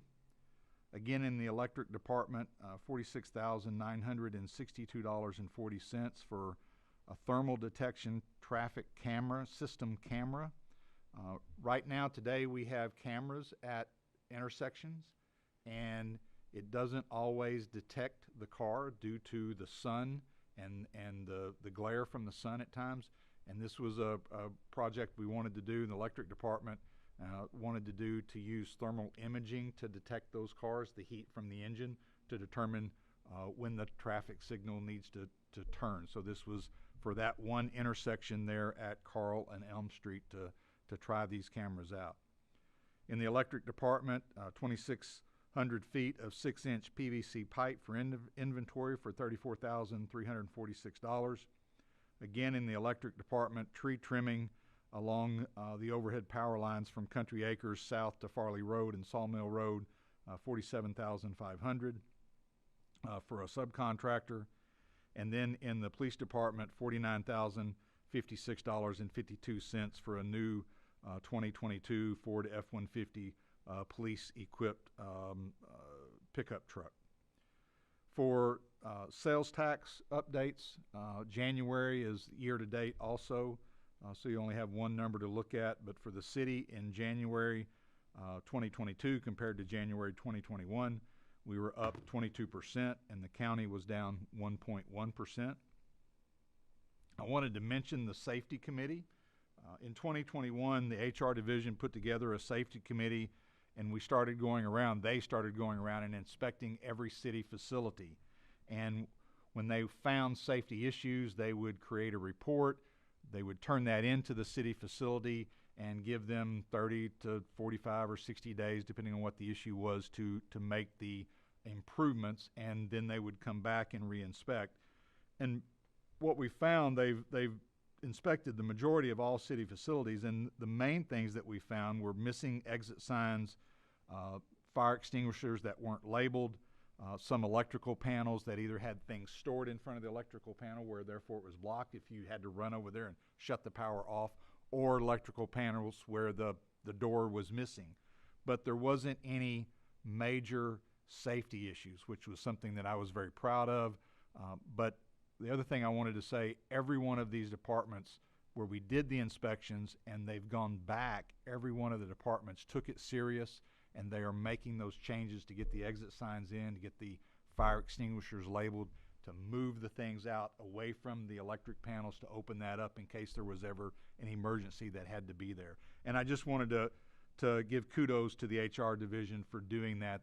That was something that they came up with and started it, and it's made a difference in some of the areas.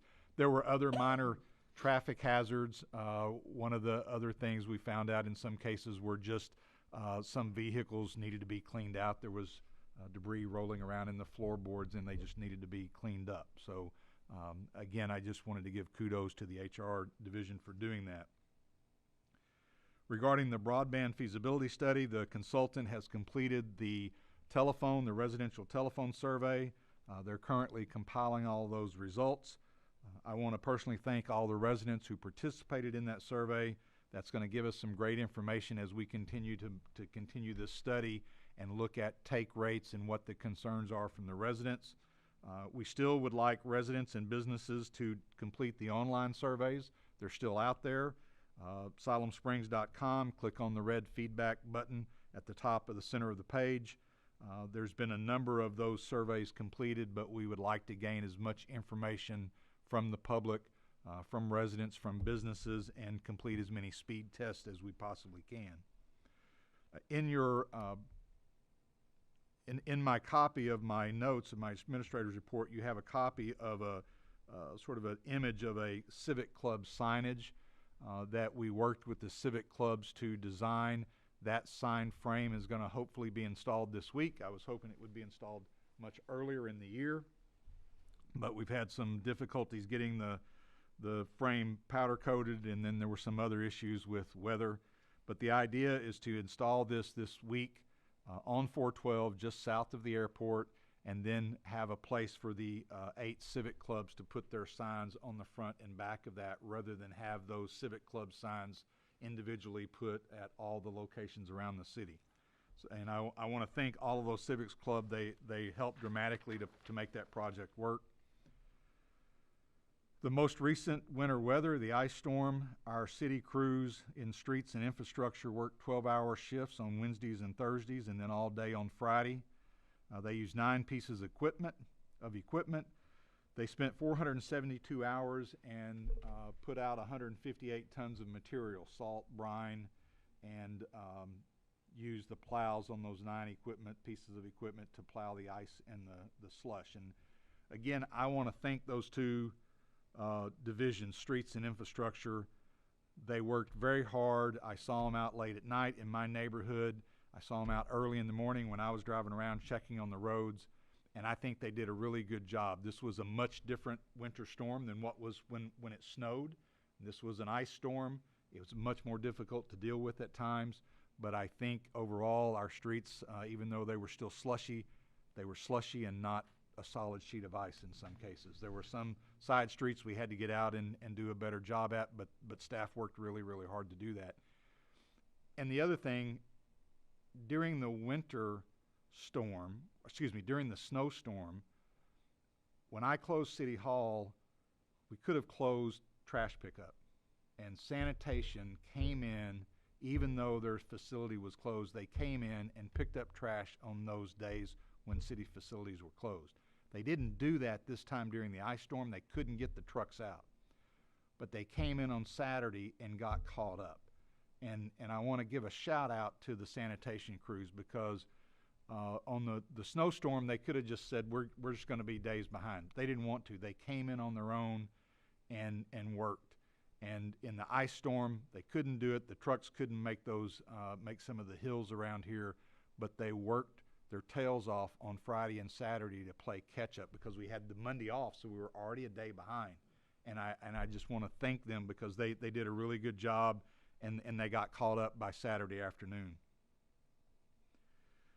The last couple of things, last thing on my report that you have in front of you is COVID update. Based on the numbers, this is probably likely to be the last COVID update unless we start seeing the numbers start ticking up again. But as you can see on the COVID infection rates for a 14-day period, back late January, we were 288, 315 per 10,000 residents in Benton and Washington County. As of the 21st of last month, we had dropped down to 28 and 33, so we're seeing that steady reduction. We all heard that the Omicron variant was going to peak and then it was going to drop off. I hope and pray that it continues to drop off, but as long as we don't see any more peaks, I think I'm going to not give any more COVID updates unless there is a reason to, and I will continue to encourage everybody to continue to social distance when they can. I didn't wear my mask today. It's the first time in a long time I haven't worn my mask here. But continue to social distance and continue to do proper hygiene and take care of yourselves. But hadn't decided if staff, the three of us, are going to move back up there. But at the next board meeting that you may see us up there, but maybe not. I've got to look at it. Yeah, I know. The look on your faces just went no. Maybe we don't want you up here. Pretty good spacing now. Yeah. Well, and as long as it's around, we might want to stay this way for a little longer. Better. I do have a couple of other things to mention that were just good things, and they came in late this afternoon. I got an email from a resident that said she wanted to brag on our sanitation workers, and I've already done it once, but this was specifically their elderly neighbor had a full trash bin up near their house, not near the road. The elderly neighbor couldn't get the trash out because of the snow or because of the ice, and the sanitation worker got out of the truck, walked up the driveway, got the trash and collected it and threw it in the truck. And again, I've said it at the end of every year, we have some of the best, if not the best, employees that I have ever worked with. And it just goes to show you, back to things that you guys say all the time, we're a community with heart. We love our neighbors, and I think city crews love the job that they do, and they want to do the right job. And I'll find out who this is, and I'll give them special kudos on some attaboys, and you've been noticed things that we do internally.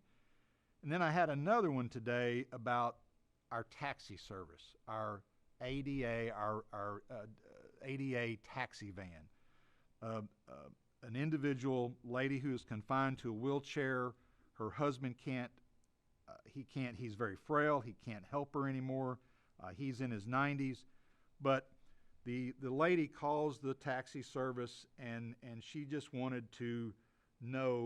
us to know that is a blessing to her, that all the drivers are very, very kind. She feels like she's in good hands. They want to make sure when they help her get from the house to the van, to get in the van, they make sure that they help her to get into wherever she's going. But again, it's just one of those positive things that We don't always get at City Hall sometimes. We usually get a complaint about a pothole that we didn't know about. But these were just two positive things, and it goes to show again that staff cares. We work hard for these residents. We work hard for you, and staff deserves these positive pats on the back, and I wanted to just say it publicly. And again, I'll find those taxi drivers, and give them a "you've been noticed." So that's my report, Madam Mayor, Board. Thank you. Thank you, Philip. And we'll move on now to the director's reports.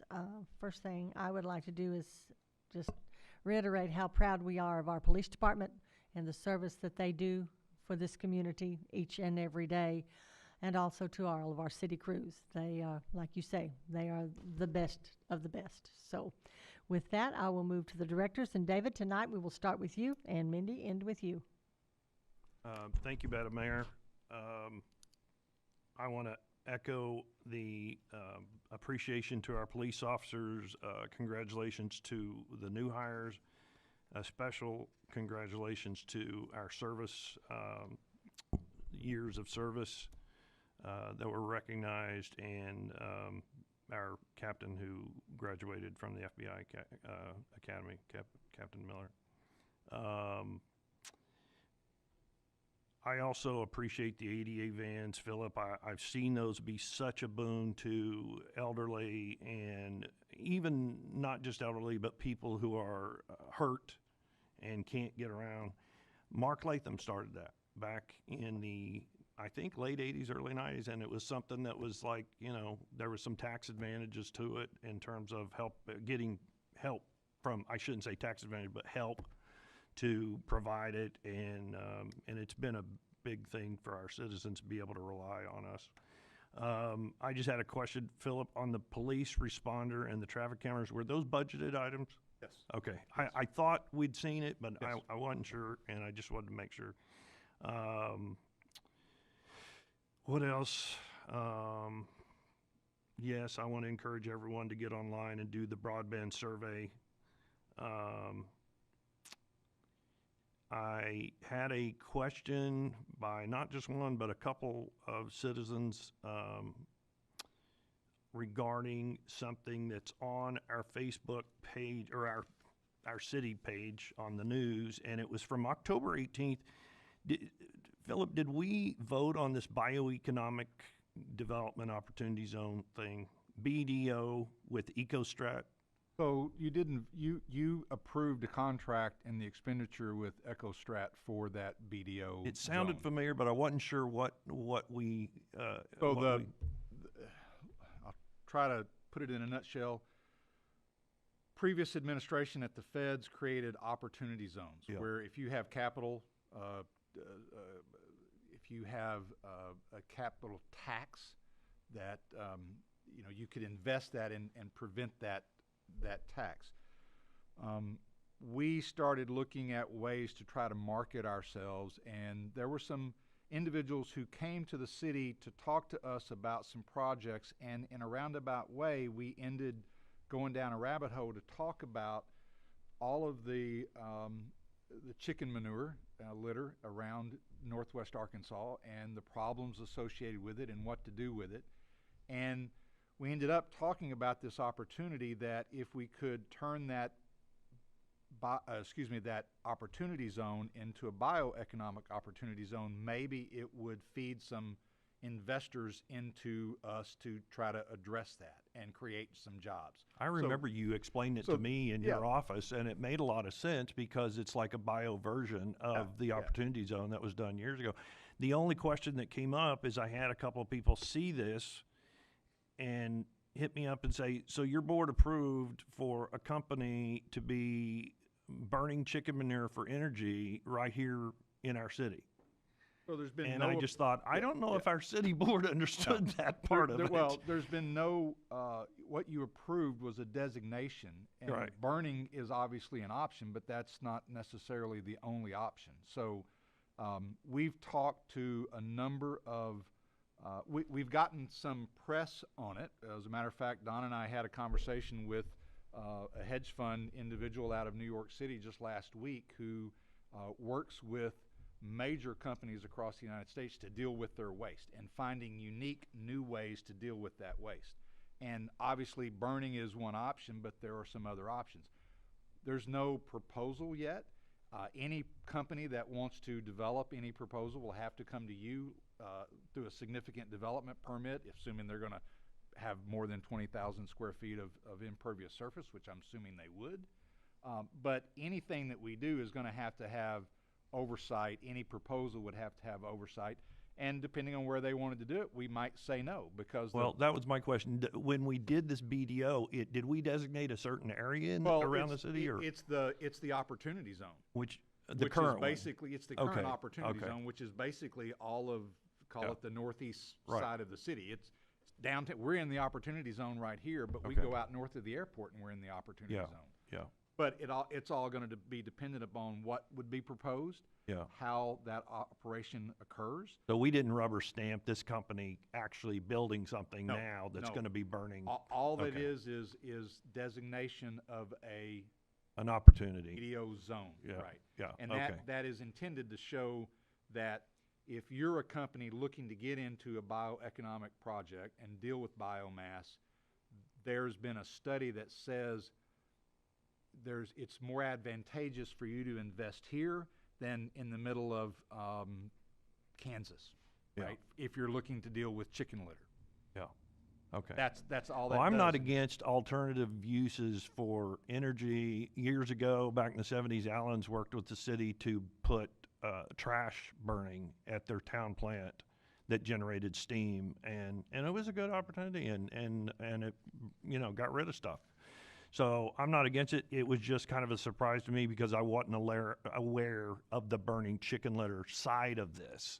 And so it's possible that somebody could come in and propose that, and we might say no. Okay. And so I can instead- tell people that this is not a done deal. No, This is not. There's no project today. Okay.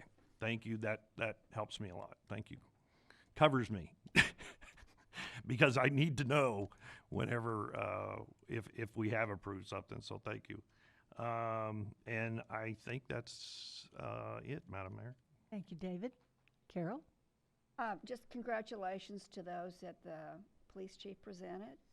I am very thankful for the staff that took care of our streets, our roads. I continued to go to work, and I got there very safely.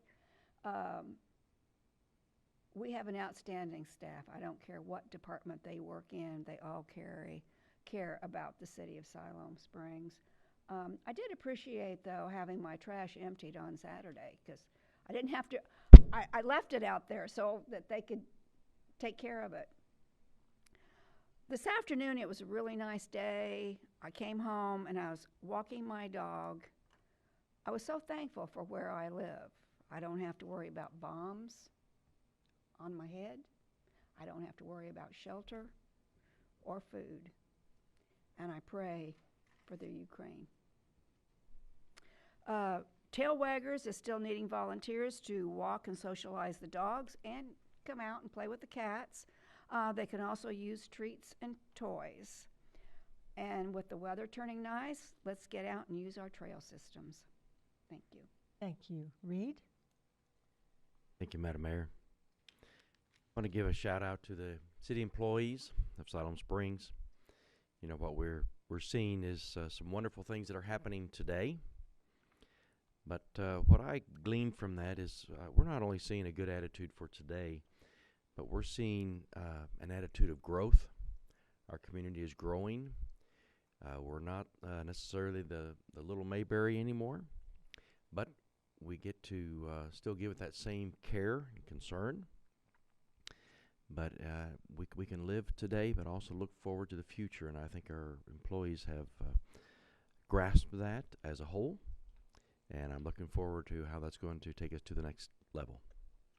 Thank you, Madam Mayor. Thank you, Reed. Lisa? I have a question for Philip. On the broadband feasibility study, do we have any numbers, like our businesses participating, our citizens participating? There's about, I think I have it. Let me look. I made a few notes in my conversation earlier today. So They've done they did almost 100 of the telephone surveys, or excuse me, 400 telephone surveys. There's been almost 200 online residential surveys taken. There's not been as many businesses, only about 20, and there's been about 100 speed tests done online. Okay. So that online data is just sort of background data, but the most important is really the telephone surveys to get to that statistically valid data about take rates and some of that stuff. Mhm. But they still want as much background data from residents and businesses as we can get. Yeah.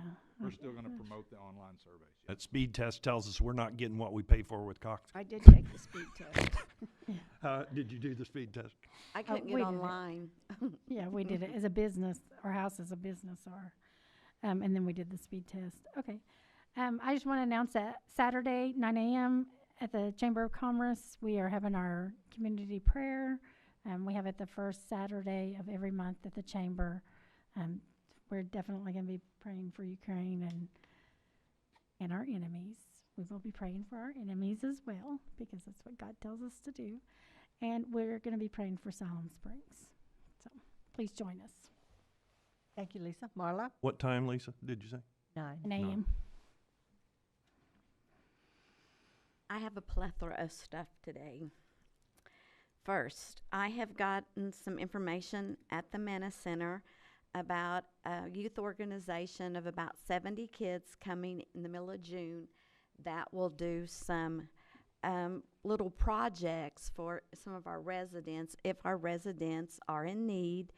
And it could be as much as repairing a porch to painting the inside of the house to doing home cleaning, just anything like that. And if anyone's interested, just, call at the Mena Center during the morning hours. And it's called the Ozark Mission Project. And I had a lady last year that signed up for it.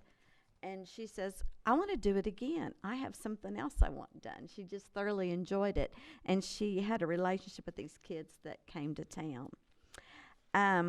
Number 2, we are also doing taxes for free at the Mena Center every afternoon, 12 to 3. And at the Mena Center, we give food to anybody in need. They do not have to be a citizen. We do not ask for Social Security cards, and we do not go off of income. So if you know of someone in need of food, have them reach out to us. And if they don't want to give their name, we won't take it. But we want to get rid of hunger in our neighbors. Carla? Yes. Do you have a limit of how many times they can come? We do seniors twice a month if there's a senior in the household. Everybody else once a month. But if they're hungry, we're going to feed them. I don't care how many times it is. Thank you. Moving on. Got a note that there's going to be, in the plans, a community Easter sunrise service at the amphitheater. So watch for more information on that as it progresses. Twin Springs Park and Sager Creek refurbishment, historically refurbished. I would like to get an update on that and see what's going on. I think it would be, what their plans are for Sager Creek in downtown. Repeat that. I was still writing down the Easter service. So. Just what their plans are for Sager Creek, and if they're going to just tear the walls down, or are they just going to go back historically, or? So I think the next person who's going to speak is on that committee that might be able to speak to that, because if not, I'd have to refer to Don. Yeah, well, that's why I'm looking at him, but he doesn't look back. Right. And I had some of my friends mention, why did they take the other bridge down? And are they going to ever put that back? So you could walk a circle around the park. You mean the one behind Hoffman's? Yeah. Oh, that's been gone a long time. I know. It was too dangerous, really. Well, I mean. The walking path. Well, I know, but it would be nice to have it back, because you can just walk circles around the park, and Anyway, so I'll move right along to something else. Why do we have to let RDOT be the god of our city when it comes to safety? I'm really getting tired of that, and I think that we need to do something about it. If the citizens need to speak up or whatever, but the corner on 16 and 412, that, I mean, why would anyone have a 2-lane road meet a 5-lane, and expect traffic to move smoothly? So, and also out Airport Road. I mean, well, it's RDOT. If we want to put the rail up on the pond, it's RDOT. Well, and I want to see about a median out there in front of Walmart. It's crazy. There's an accident there every day or one getting ready to happen. And I don't think that RDOT should have to tell us what to do within our city limits. We should be able to go 50-50 on a discussion and not 99-1 with them. So, and I also want to thank the new officers, Officer Falcon, yes, that's her name, had helped me with some stuff up the Manna Center, and very pleasant to work with, and it's nice to have them. And even the young ones, that come in and you think that they're wet behind the ears, but they've been trained. So, and it's just a blessing to know that we have such good youth that are part of the staff. So, okay, one more question. Coons Edition. I have a lady that wants to know her property butts up to the city. How would she be annexed? Best way for her would be to call me or call Don Clark and let us go through that process. Okay. All right, I'm done. Thank you, Marla. Brad? Answers for Director Sappington.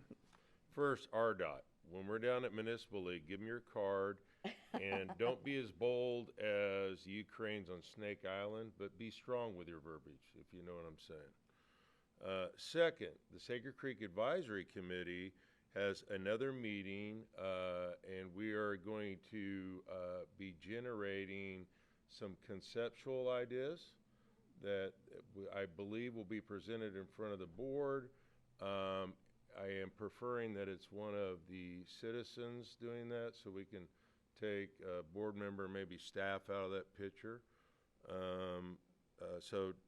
Dr.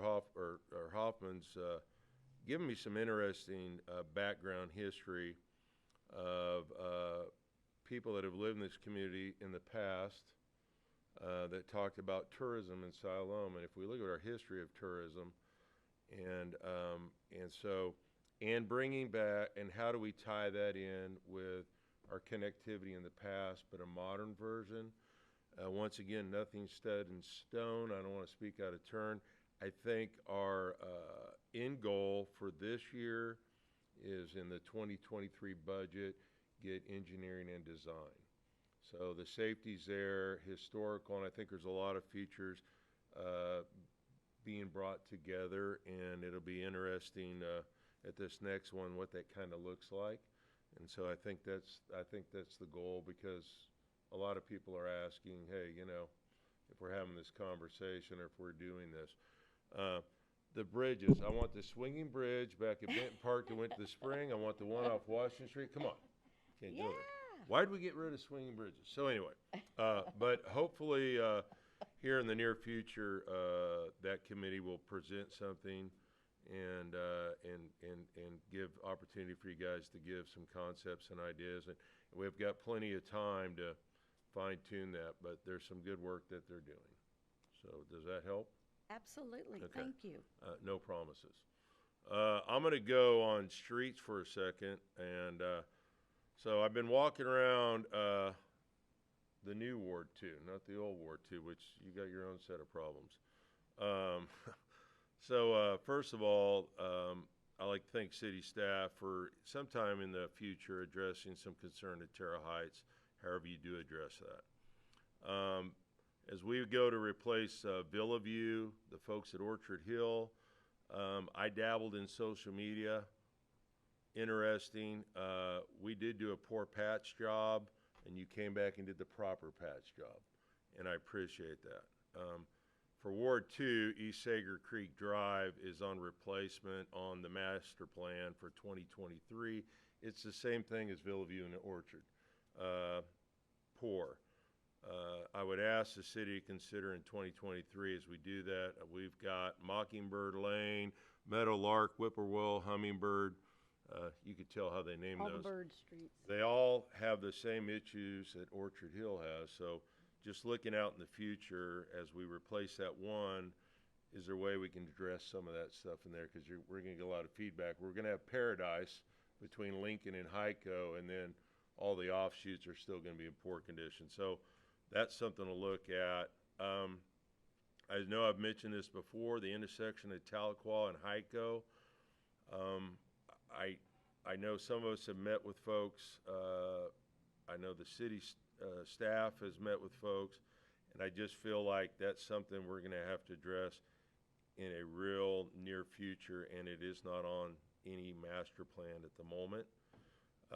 The other one is I'm curious, as we look at Oak Crest and Dawn Hill, I don't know where we're at with those developments. Is there any way we can find out what that looks like on those developments, what their time frame is? Is it 24? Is it 25? Because that's going to throw impact on that, and it's going to be like a Highway 16 issue, right? We're going to wake up one day, and I know Director Allen had mentioned that before. I'm just curious of what that time span is, if that's possible. And I've mentioned this again. Marla and I split this one. East Main, starting at Country Club to the Lincoln intersection, which is the most famous intersection in Siloam. If you don't have patience, it'll drive you insane. We need to, and it doesn't take much, but if you look at Country Club, it's wider, and then all of a sudden it chokes back down, and we lose that turn lane. And so, man, it'd be nice to expand that out, get a true turn lane all the way through there. I brought up before at the school there, right? We need some lighting there so they can cross over the connectivity piece we put in. But that road, that narrow road, go on Lincoln Street at certain times of the day, and it deserves to be addressed, and I don't think it's a very costly thing. So I appreciate that. I know that's a lot out there, but I feel like if we start that discussion now, it's important. To my fellow board members, I know I bring up stuff that can be frightening on occasion, but I don't want to wait to the 11th hour to surprise anybody in the community. And I like healthy debate. So as we go into workshops and we discuss contracts or budgeting or anything, I like to do it up front. This is where I do it. I don't do it on social media. I don't stab people in the backs, and I don't slit throats. This is where we have our conversation. And so everybody that we support has value, but then I think every once in a while, like any business, we just need to reevaluate that value. And I do believe in the tourism side, the question we have to ask ourselves going forward in 23 is the city staff going to expand and pick up on that with community development and the communication side? Or are we going to expand that to other things, aka an example would be the chamber? And so I think we're in some real, to emphasize those tourism dollars, I think we're really at that point where we need to have some deep conversation what that's going to look like for Siloam going in the future. So I look forward to those conversations. Thank you. Thank you, Brad. Mindy? I think Philip has something to say real quick, and then I'll close Okay, this out. Philip? I forgot just a couple of things.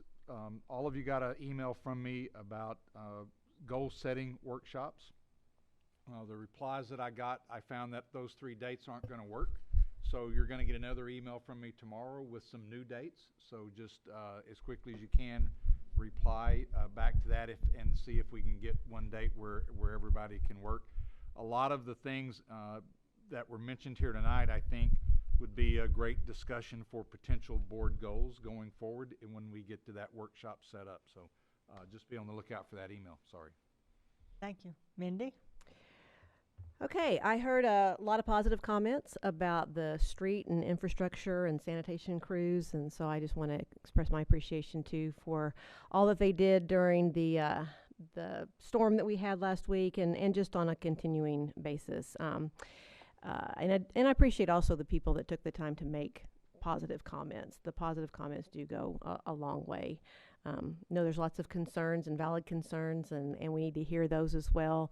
The positive ones are especially appreciated on occasion, so appreciate that. Congratulations to Officer Hodge for his 20 years of service, and Captain Miller for graduating from the FBI Academy, and welcome to the new police officers. It's always nice to have the police officers here or the fire department personnel to be able to see those and just express our appreciation. Finally, I'm hosting a few kids at my house this week. They are with an organization sort of affiliated with Youth with a Mission. They are on an outreach project in this area. And got a couple from New York, a couple from California, one from South Carolina, one from Texas, one from Bentonville. They're just from all over the place.